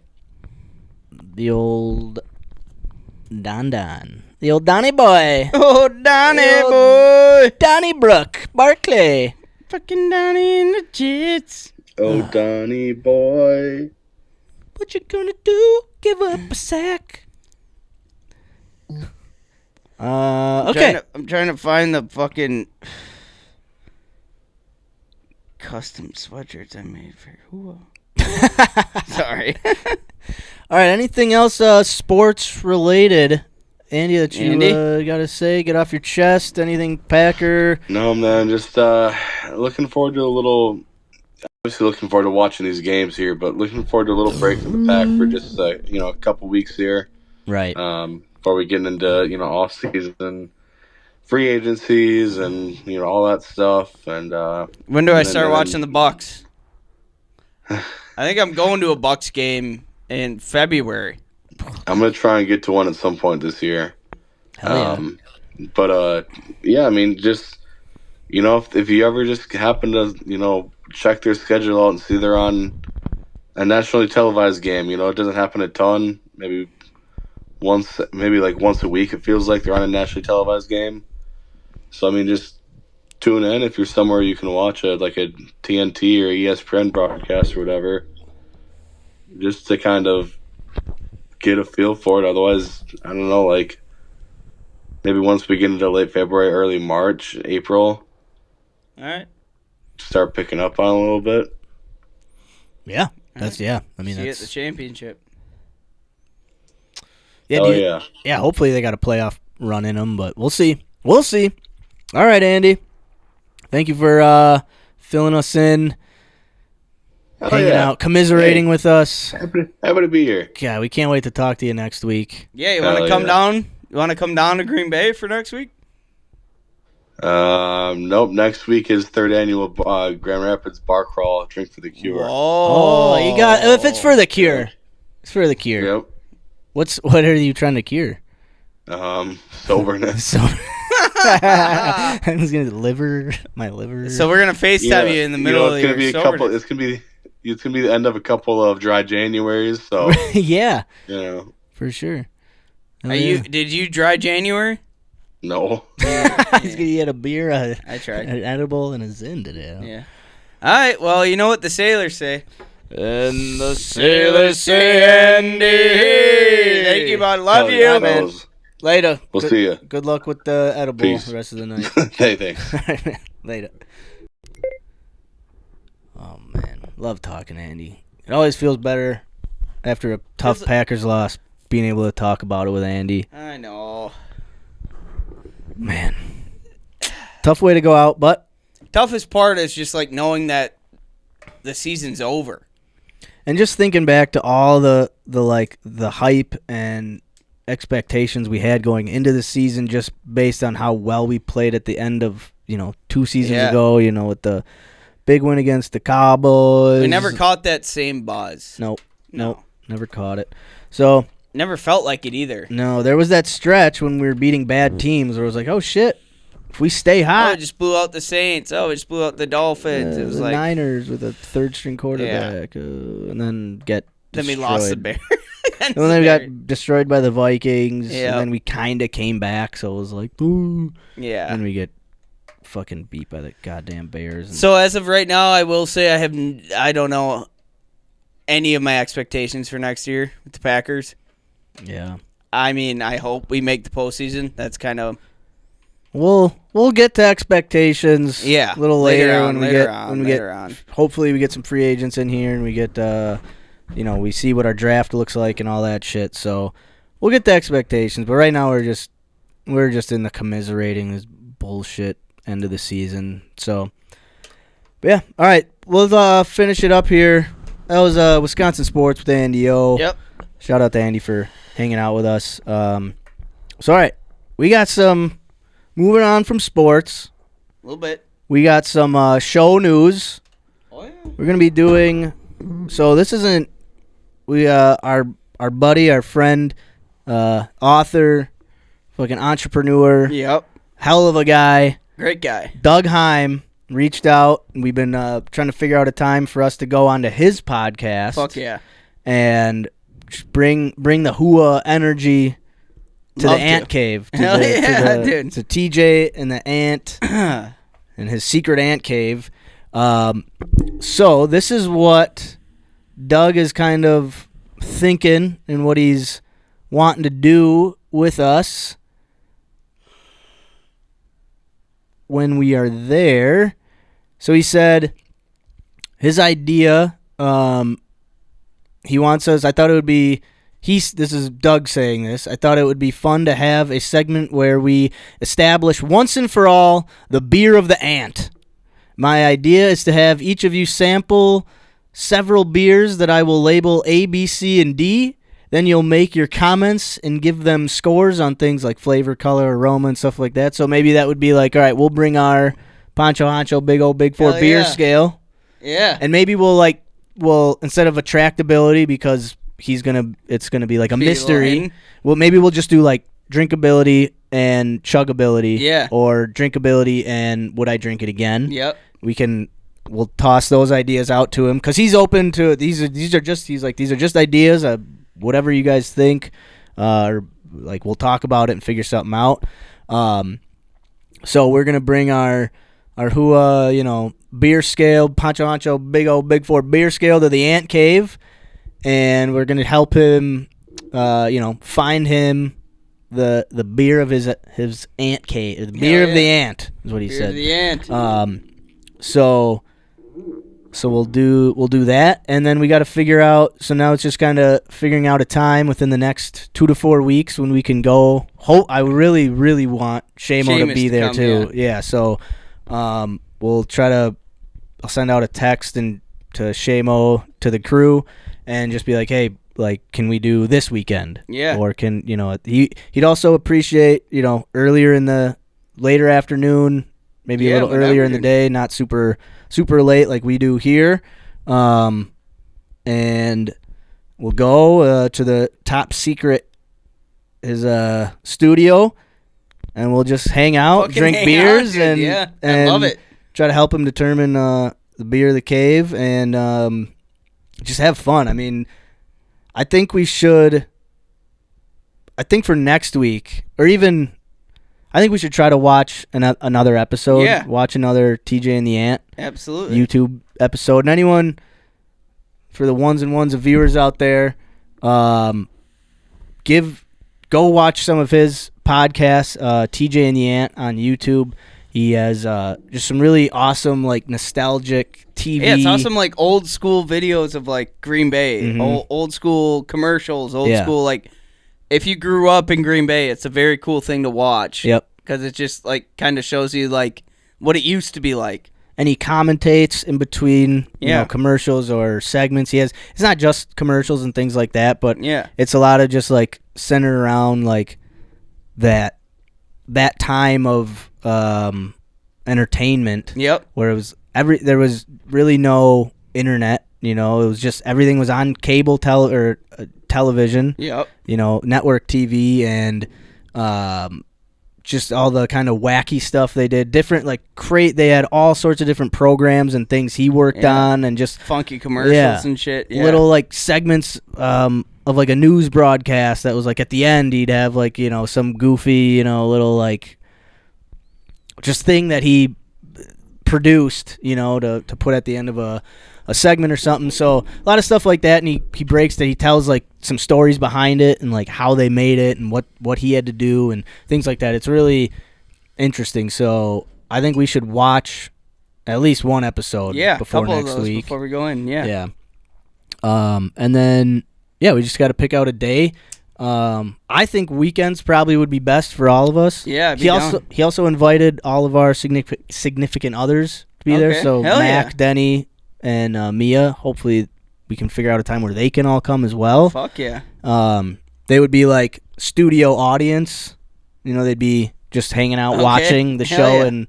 and they wouldn't be on camera or anything. Yeah. I mean, unless they really want it, maybe that would. But Yeah. I don't know. That'd be awesome. But yeah, so I think that'd be a really fun time. And Doug is such a good guy and just a fun dude. So we'll do that. I'm thinking I'll shoot out a text tomorrow, just kind of getting a feel for what everyone's thinking, and then maybe we can brainstorm a little bit on what we can bring to, Maybe his beer segment. next episode we can do a little planning. Yeah, Go a little prepared. right. Yeah, 'cause I think that's gonna be really cool. Awesome. It's gonna be a fun, blast, dude. dude. Yeah. It's gonna be a great time. So yeah, that's our Doug Heim news, and being on his podcast will be cool. Yeah, Seeing it's his fun, setup dude. will It's be fun. Yeah. will be awesome. He came on to ours, and I mean, we have a good relationship with Doug too. It's fun. Yeah, I mean, it'll be sweet seeing his little setup, and then because he's got a professional yeah, setup. He's got it going on. yeah, he knows what he's doing. Yeah. We got great decorations and everything, but our lights and cameras will. Yeah. No, it'll be sweet, dude. Yeah. It'll be So awesome. So that's the Doug Heim news, and there'll be we'll be more on that once we nail down a date, and we can kind of let everyone know when that episode will be coming out and things like that. So that's the Doug Heim news, and all right, challenge talk time. We'll get into a little bit of challenge talk, and then we'll get out of here. Let's do it. All right. So a couple weeks ago, what did we say? What do we have here? Our dumbasses.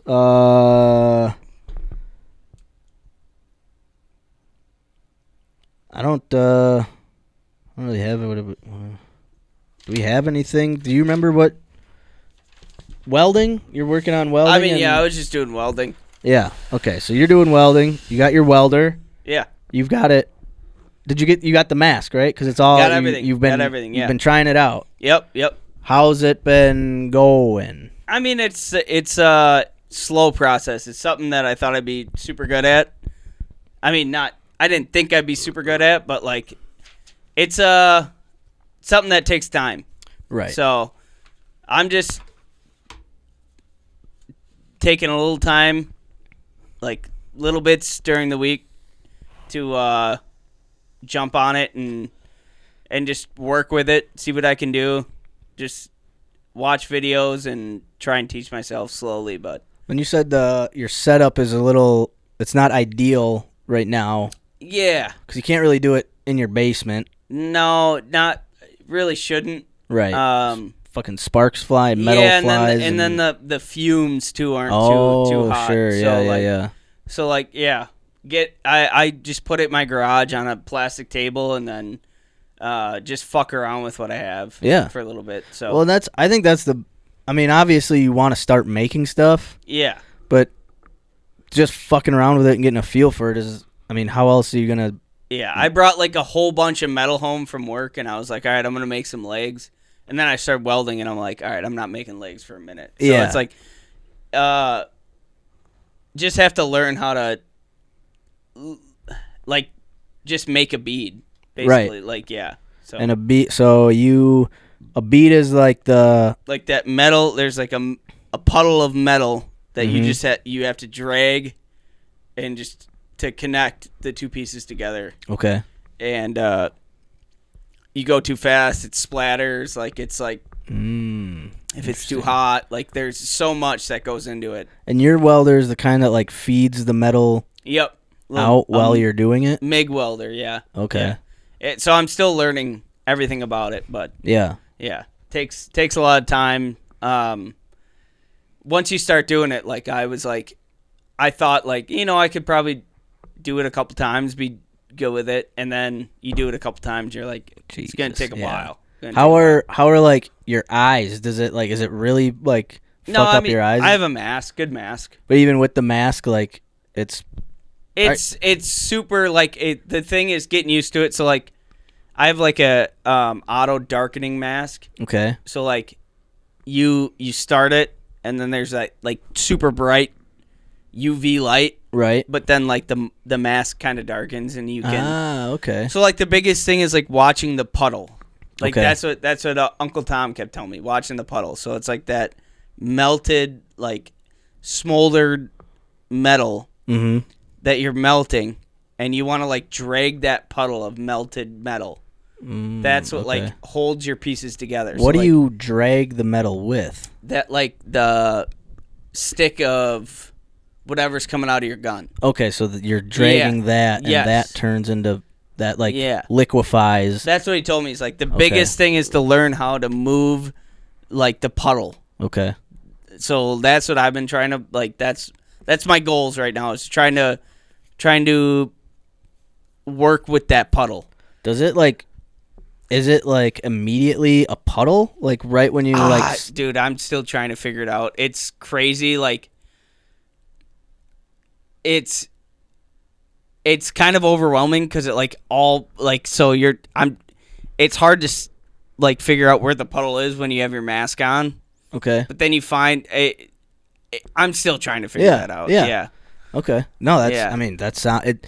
So like the puddles he came in last week, Uncle Tom, and he told me he's like the puddle is the biggest.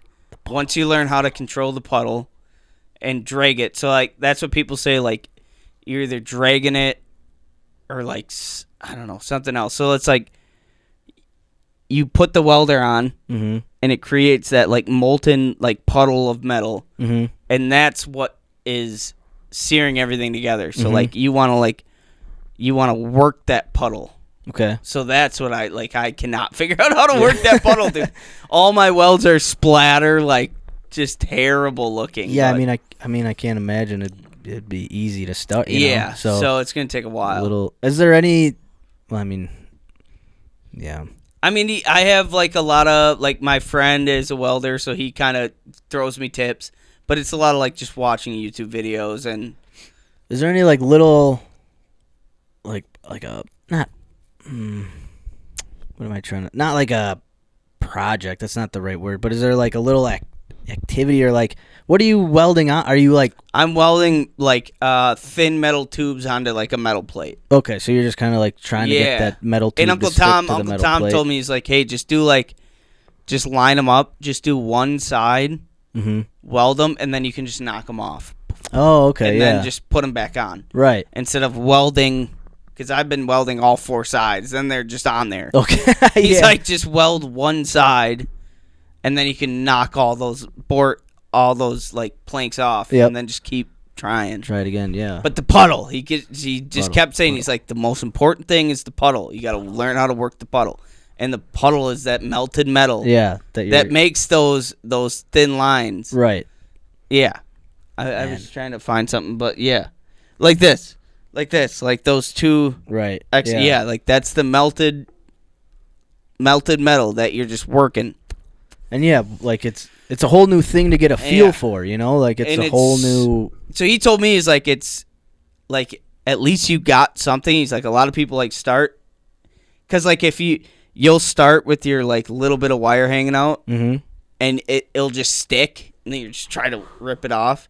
And he's like, at least yours isn't sticking. So, like, I don't know. It's tough, dude. It's weird. It's weird. I bet. Well, yeah. I mean, it's metal. Metal is not supposed to be liquid. Yeah, it's crazy, dude. Yeah. That's cool, though. I mean, that's... I just don't have a solid place to do it. Right. But I have the garage. I have what I have. Yeah. And it's fun. Will it be, like, easier in the summer? Yeah, for sure. For sure, do it outside easier or something? Oh, yeah. Oh, yeah.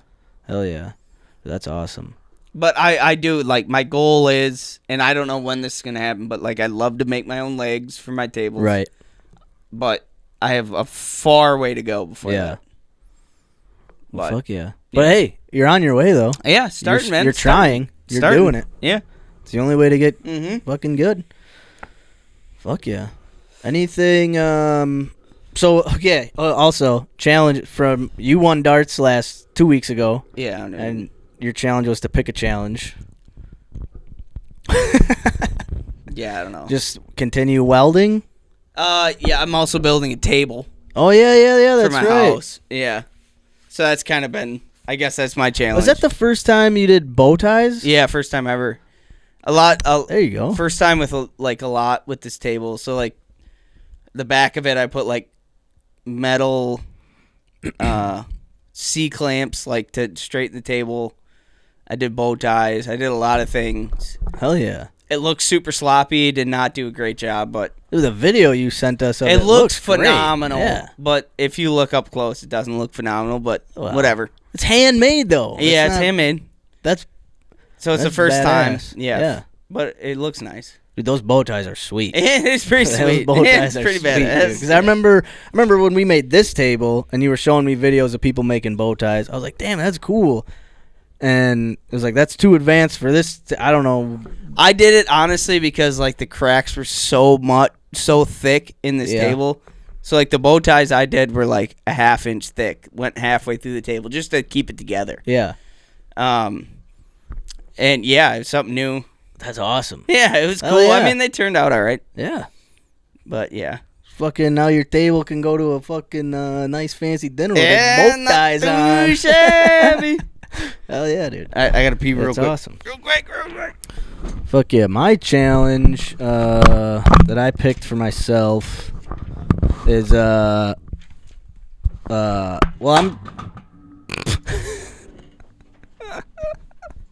I'm trying to I am I don't want to say quitting, but I'm right now trying to quit smoking weed, which has been tough, really not easy. This is only my second day. I got this CBD thing, which it doesn't get you high or anything, which sucks, but it's where we're at. And it's just tough on the emotions, it's like just you constantly want that dopamine hit that you just don't get, that I'm used to just getting whenever I need a little pick-me-up. You just smoke the pen a little bit, boom, good to go. But trying to quit that is my challenge for myself from Carl's dart win. And then so I was just saying how quitting weed has been tough, on the emotions. So like trying when we're trying to have the kid. Yep. And so Mia wants to stop using nicotine, so she's trying to quit nicotine, and like she's not really drinking anymore, or she's gonna stop. Like, we drank like last weekend, but now she's like, all right, done. No drinking, no weed, no nicotine. So she was like, can you like also quit smoking weed? So we have like some solidarity in this, and it's not just like me over here just like struggling, and I'm just over there like, it'll be good, don't worry about it, you got this. Drunk and high, like, let's go.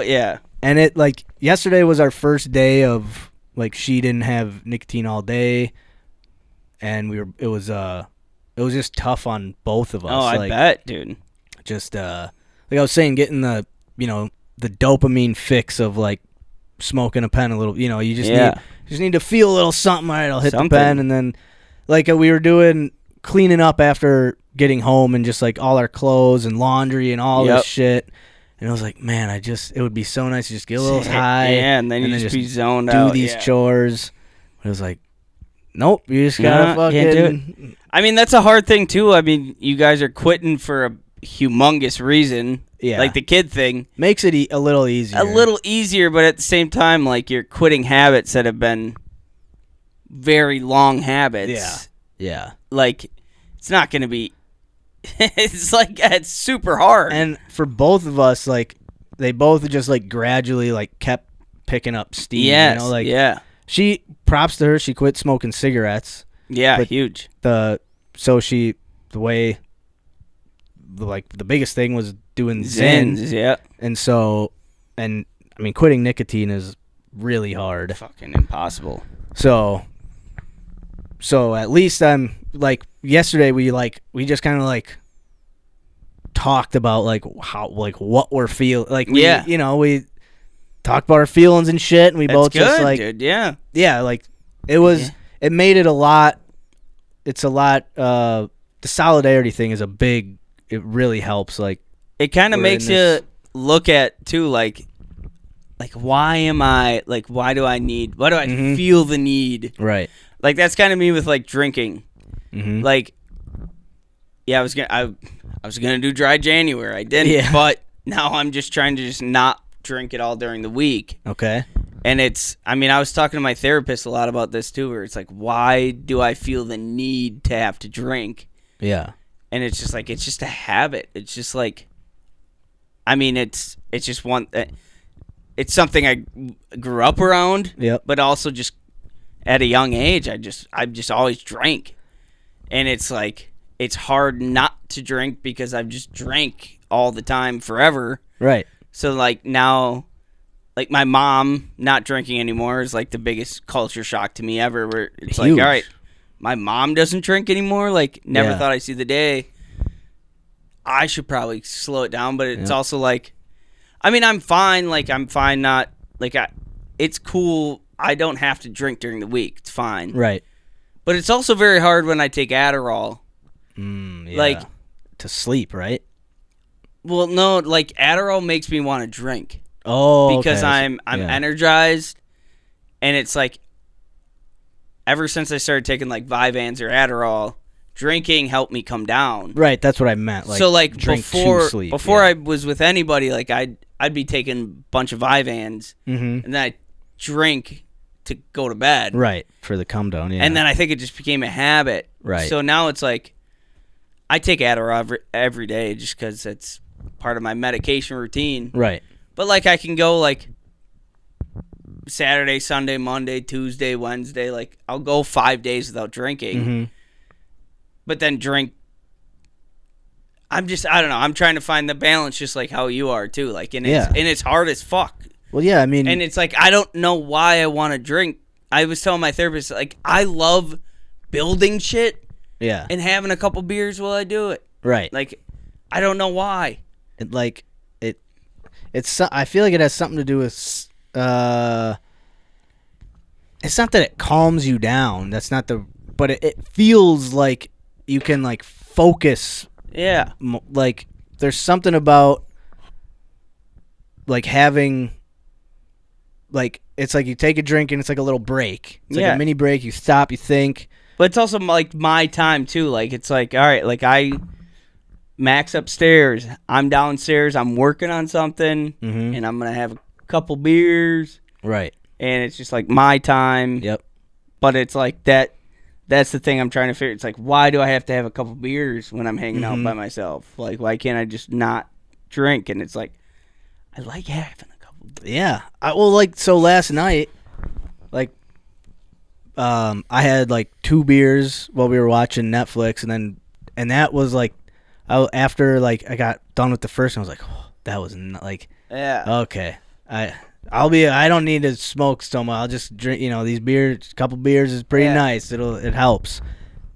So I get there is something like it's just it's like mentally it's like it's another form of like a dopamine hit of like your body getting, because alcohol loosens you up a little bit, makes you just relax a little less for most people. Some people whatever, but I feel like in our case that's what it does. Just like I think that's what it is too. Like it's just like having a couple beers while you're doing something is just normal. Normalcy. That's also it's been like normal for my whole life. Everybody I've seen do anything has a couple beers while they're doing it. Like obviously my dad stopped a while ago, but like going up north, like we drink all day while we do things. Right, yeah. And then eventually it became just a habit, a just natural habit for me. Like when I'm at home, like mowing the lawn, I love to have a couple beers. Oh, it's the best. Or like, and like at the end of the day, like I like the taste of beer. Right. That's another thing. Like my therapist was saying to me, she's like, it's hard for some people to understand because like not everybody likes the taste of beer. And I'm like, I love the taste of beer. Yeah. I don't know what I think it's acquired taste, but like, of course, I like the taste of a cold beer. Right. And while I'm doing something, like I love building shit while I'm having a beer. Oh, it's the best. Which is like, it's a hard habit to break where it's like, if I'm putting together a table or if I'm, like I'm finally like, I was going through a fucking rough patch a month or two ago. Went to therapy for a while, and I'm feeling fucking up again, feeling great. And I finally got the woodworking kickback. So like I'm building shit like crazy. Yeah. Like it's like I got pumped with steroids where it's like, all right, let's build shit. Hell yeah. And while I'm building shit, like especially when I'm at home, like I love just having a couple beers while I build shit. Yeah. And I was talking to my therapist about this, like, why do I have to drink? And it was just like, it's just habit, I think. Right. I think it's habit, but it's also like, I don't know. I just like, I don't know. It's weird. Well, it's also so weird. Beer and like alcohol has been a part of human culture for, just forever, about as long as fucking we've been drink here. Wine for Jesus. Yeah. Well, the blood of Christ. Christ. Even like, way back, beer was like healthier to drink than water. You didn't know. So like humans have been drinking beer forever, for so long. It's like a part of who we are and what. And to completely get away from that is, it's tough, really dude. hard. And I can do it that's my thing. Like I can go like 5 days without it. Mm-hmm. But when it I want to have when it comes to like, hey, I'm at home and I'm working on something, I want to have a couple beers. I'll have a couple beers. Yeah. But also sometimes like I have to learn how to like those nights, I'll go 5 days without it, and then it's like, all right, well, let's not drink 20 beers tonight. Right, yeah, Just yeah, overdo it, you know what I mean? But like everything inside me wants to just not drink at all. And it's not because like I feel like, all right, I think if I keep drinking, I'm going to become a problem. Right. It's like I think just watching my mom, watching, you know, whatever. Right. So like most of me is like, I just want to not ever drink ever again. Mm-hmm. But then half of me is like, I don't mind having a couple beers while I like do shit. Like I like doing that. So it's like I'm sitting on that line where it's like, why do I want to completely quit? Mm-hmm. And why am I okay having a couple beers? It's like I want to completely quit because I don't want to fall into the place where I have to quit. Right. That's what it is. Exactly. I don't want to have to quit. Yep. But it's like right now, it's like I don't feel like I would be forced into that place of having to quit. Yeah. Well, it like sounds a tug like of war, dude. I think it would be, you'd be on a. I mean, it sounds like you're doing pretty well with it if you can go 4 or 5 days without drinking, and then having a couple without like binging and getting fucking blacked out, and just being like, I didn't drink for 5 days, so now I'm gonna drink however much I fucking want.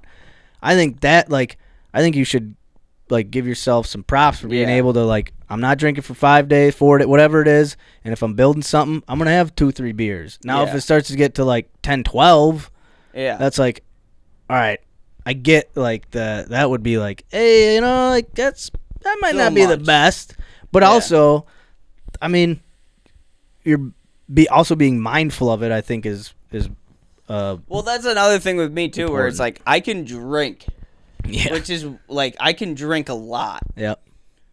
And that's what's a little concerning to me is where like I can drink 10 beers and just be and chill. Yeah. Which is like that's not really normal. Like just being able to just put down 10 beers. But do you do it? I think if you did it every single night, that wouldn't be normal. Yeah, not every night. But I think if you're out, if it's a Thursday, Friday, not even out, like just working on something. If I'm just focused, I can just drink 10 beers and then it's like, oh fuck, I drink. Yeah. But it's not every night. Right. But at the same time, it's like I should just be able to put down 10 beers and just go and chill, I guess. I don't know. I don't know. I don't understand my habits, the way I go about things. Where I wish I honestly wish I could just not drink. It's like one of those things. I wish I didn't have to have nicotine or drink. I wish I could just be sober and not even think about it. But it's like it's impossible, dude. It's impossible. To me, it's not impossible. I could do it, but it's like I had a long fucking day. I'm either gonna get high or fucking have a beer or two just to relax. Right. Dude. Fuck it. Like what's it gonna fucking take off a minute of my 90-year life? Maybe you should, like something you could try would be like, all right, if like you're working on a project, it's like, all right, I'm working on a project. I know I want a beer. Tonight I'm not gonna do it. But if I'm working on a project tomorrow, like if I can, I really want one, but I'm gonna try to not. Yeah. When I really want one, then maybe like, you know, just like the little it's breaking habits. Yeah. Right. Try to break like, okay, I'm like for me it'd be like if I'm shoveling the driveway or something, it'd be like, all right, I'll have a beer while I'm shoveling. So it's like maybe be like, all right, not gonna have a beer this time when I shovel. Next time I'll have one. Yeah. And just a little like, cause weed's the only thing that's ever hooked me. Nothing has ever hooked me the way weed has hooked me. And like I've never had that feel like nicotine. I can stop. I could see nicotine. And I could alcohol not do alcohol. Doesn't it? It does have a decent grip on me, but like I can go a week without alcohol. Yeah. And be all right. Nicotine, no. Like nicotine's. I cannot. Right. Nicotine, I'm fully addicted.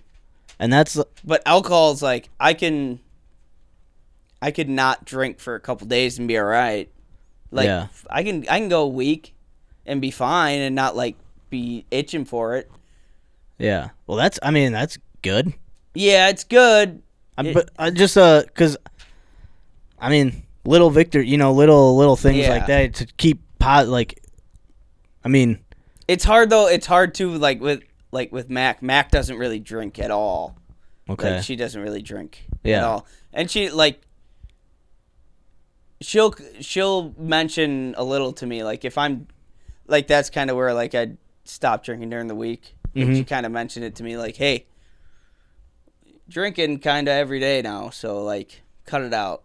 Yeah. Not like cut it out, but like say no. Yeah. I've noticed you've been drinking every day. Right. So it's like, all right, I gotta stop. Like, yeah. You know what I mean? But I don't want to become like the person who has to be like, hey, just so you know, slow down. Where it's like, right. I want to. All right, I won't drink for 5 days. Then I'll have a couple beers. Right. Yeah, being more mindful of just. Yeah, and I don't want to be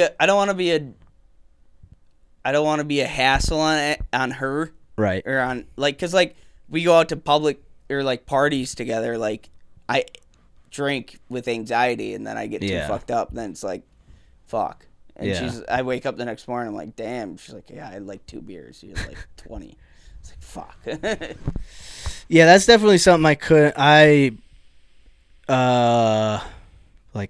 around people, being around a bunch of people, like I definitely need to calms you down a little bit. So, but yeah, so just trying to break habits is that's something just I've never had to like actually. I've always, for like the past couple of years, like if I ever smoked, like a lot of my first thought was always like, God, I wish I wasn't smoking right now. Yeah. But it was like, but then you're just stoned and it's like, whatever, fuck it, you know. So that I knew, I was like, man, I gotta try to break this habit at some point. And having, a significant other helps, and they're going through some shit, and you're trying to as well. So like, I don't think I could just stop smoking if it wasn't for. No, I agree. Like I could, I'm terrible. Like I wouldn't be able to. I'd probably be having beers every day if it wasn't for Mac. Right. I mean, it's not like the fact that she's like hey, you're fucking drinking. Stop drinking. She's just like, hey, just want to make sure you're all right. Yeah. Like I noticed you've been having a couple beers every night. Like just that's can't see the trees when you're in the forest. Exactly. Can't see the forest. And that's whatever it is. That's what makes you like. Usually, I get super defensive about it, and then like. I could tell she's just being sincere, like, hey, I just want to make sure you're good. Just, you don't have to drink every day. It's like, all right, actually, yeah, that's cool. Like, you're right. Actually, you're right. That's awesome. But also, a beer would be really I would nice love to have a beer right now. But yeah, man, shit. Yeah. But dude, I think not drinking just taking your breaks. Take it during the week. Because dude, I feel like it. I told my therapist. I'm like, I'm going to do dry January. And then she told me, she's like, all right. Yeah. But don't beat yourself up when you don't. Right. And then, it's just like, all right. Because that's a dread to just all of a sudden be like, I'm just done for a month. Like, being able to 5 days, 4, whatever it is, and then. Mine's just like, I don't want to be like hungover shit at work. I don't want to I don't want to wake up and feel like a piece of shit. And feeling like you're feeling like you're a slave to a substance is tough mentally. It is tough. You feel like you just kind of feel like a weak piece of shit. Yeah. And you're like, but I'm not though. I know I'm not. I'm choosing to do this. I'm choosing to do this. It's not because and then you drink or smoke and it's like, fuck, I shouldn't have done that. you know? And so just trying to, breaking habits is really hard. Just being better than you were, like, you know what I mean? Like, and that's what I'm trying to tell myself. Like, hey, dude, you go 5 days, have a couple beers. Yeah, maybe you're disappointed that you had a couple beers, but, like, you're going the week, taking care of yourself. Like, I'm trying to be a little easier on myself than I have been, where it's like, It's not all or nothing. I don't want to make excuses, but at the same time, it's like, hey, just take your strides as you Right. can, dude. Like, It's not like, okay, I had a beer, I just fucked everything up. It's like, yeah, no, it's like, okay. I think I went through a crazy spiral at the end of 2024 where, like, that's why I started seeing a therapist. Like, I went through a terrible spiral where I was in probably the worst spot that I've ever been in, and I got out of it. Mm-hmm.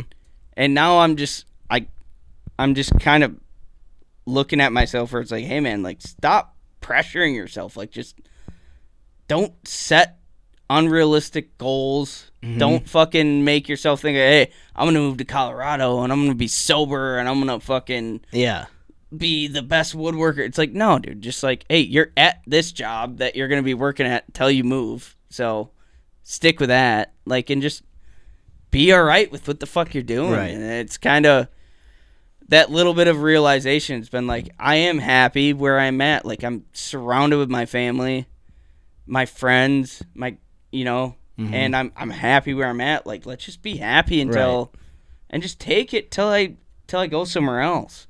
And there's just like constant, for whatever, like feeling of like we have to be doing more and more. Like it has to be better. We have to be bigger, better. Yeah. We gotta, make money, like do all this shit. Like, it's like I have a little time before I'm gonna have a kid. Yep.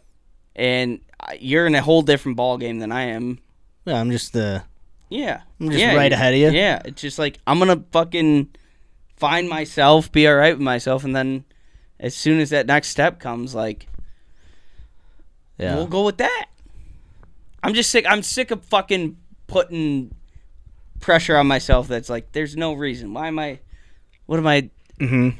There's no reason. It's like with someone like, it's food is another thing. I feel like some people can have like, and it's like if you ate poorly one night and you're like, all right, fuck it, I'm throwing everything out. I'm going on a crazy. I feel like I shouldn't eat all that shit, so I'm throwing everything out. I'm going on a fucking crazy ass diet starting tomorrow. Yeah, it makes you feel better, like right in that moment, because you're like punishing yourself, and then the next day you're like, fuck, I'm okay. Like, it's okay. It's all right, dude. I didn't kill myself. Like, it's like it's got to be realistic, right? Don't have to these like crazy swings of like, oh, I just fucked everything up. Now I need to go completely the other way. Never gonna drink, never gonna chew, never gonna smoke again. Right. Start tomorrow, and then like 3 hours in, it's like, I'm gonna put you in. Yeah, exactly. I'm a piece of shit. Like, I don't know how long I'm gonna not smoke for. Like, I don't think it's not forever. But you also got a great. Yeah, exactly. I have a reason. It's not just like, all right, I have a personal goal of mine to, quit. It's like, all right, I'm trying to do this with, my wife, and we're trying to build a fucking family. Like, I should probably not trying to have stoned some all bald the time. fuckers. Yeah, I'm gonna be so pissed if they come out with a bunch of hair. God, they will. Just a full head of hair. I'll be like, you fucking little bastard. Speaking of quitting substances, I did start looking into buying the mushroom stuff again. Oh, why is Matt calling me? Uh-oh. We're almost out of here, Mac. Don't worry. I'm getting him home. Hey, baby. At my grandpa's. We're just about done. Okay. So yeah, I've been looking into right, we'll see you soon. Okay.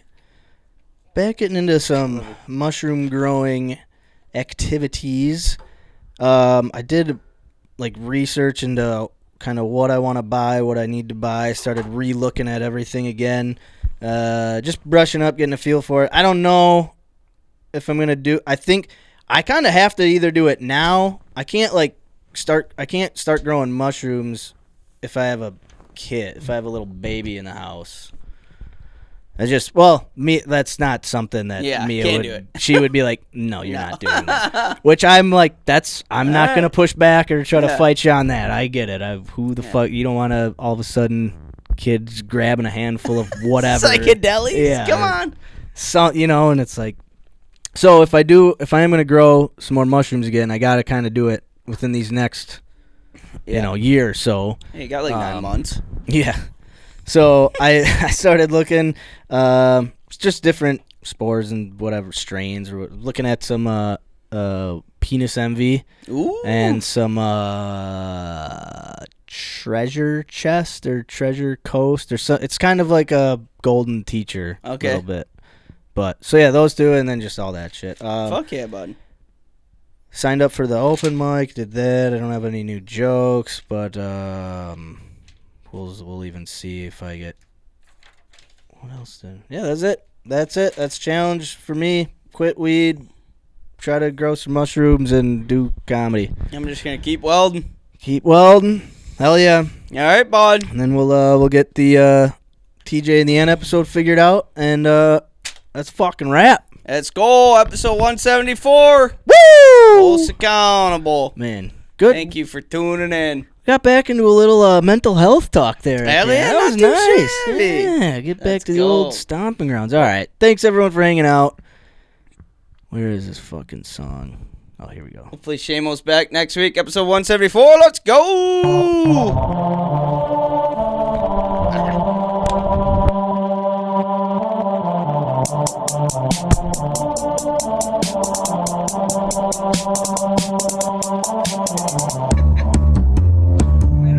Carl, what up? Carl, what up? Max, what up? Max, what up?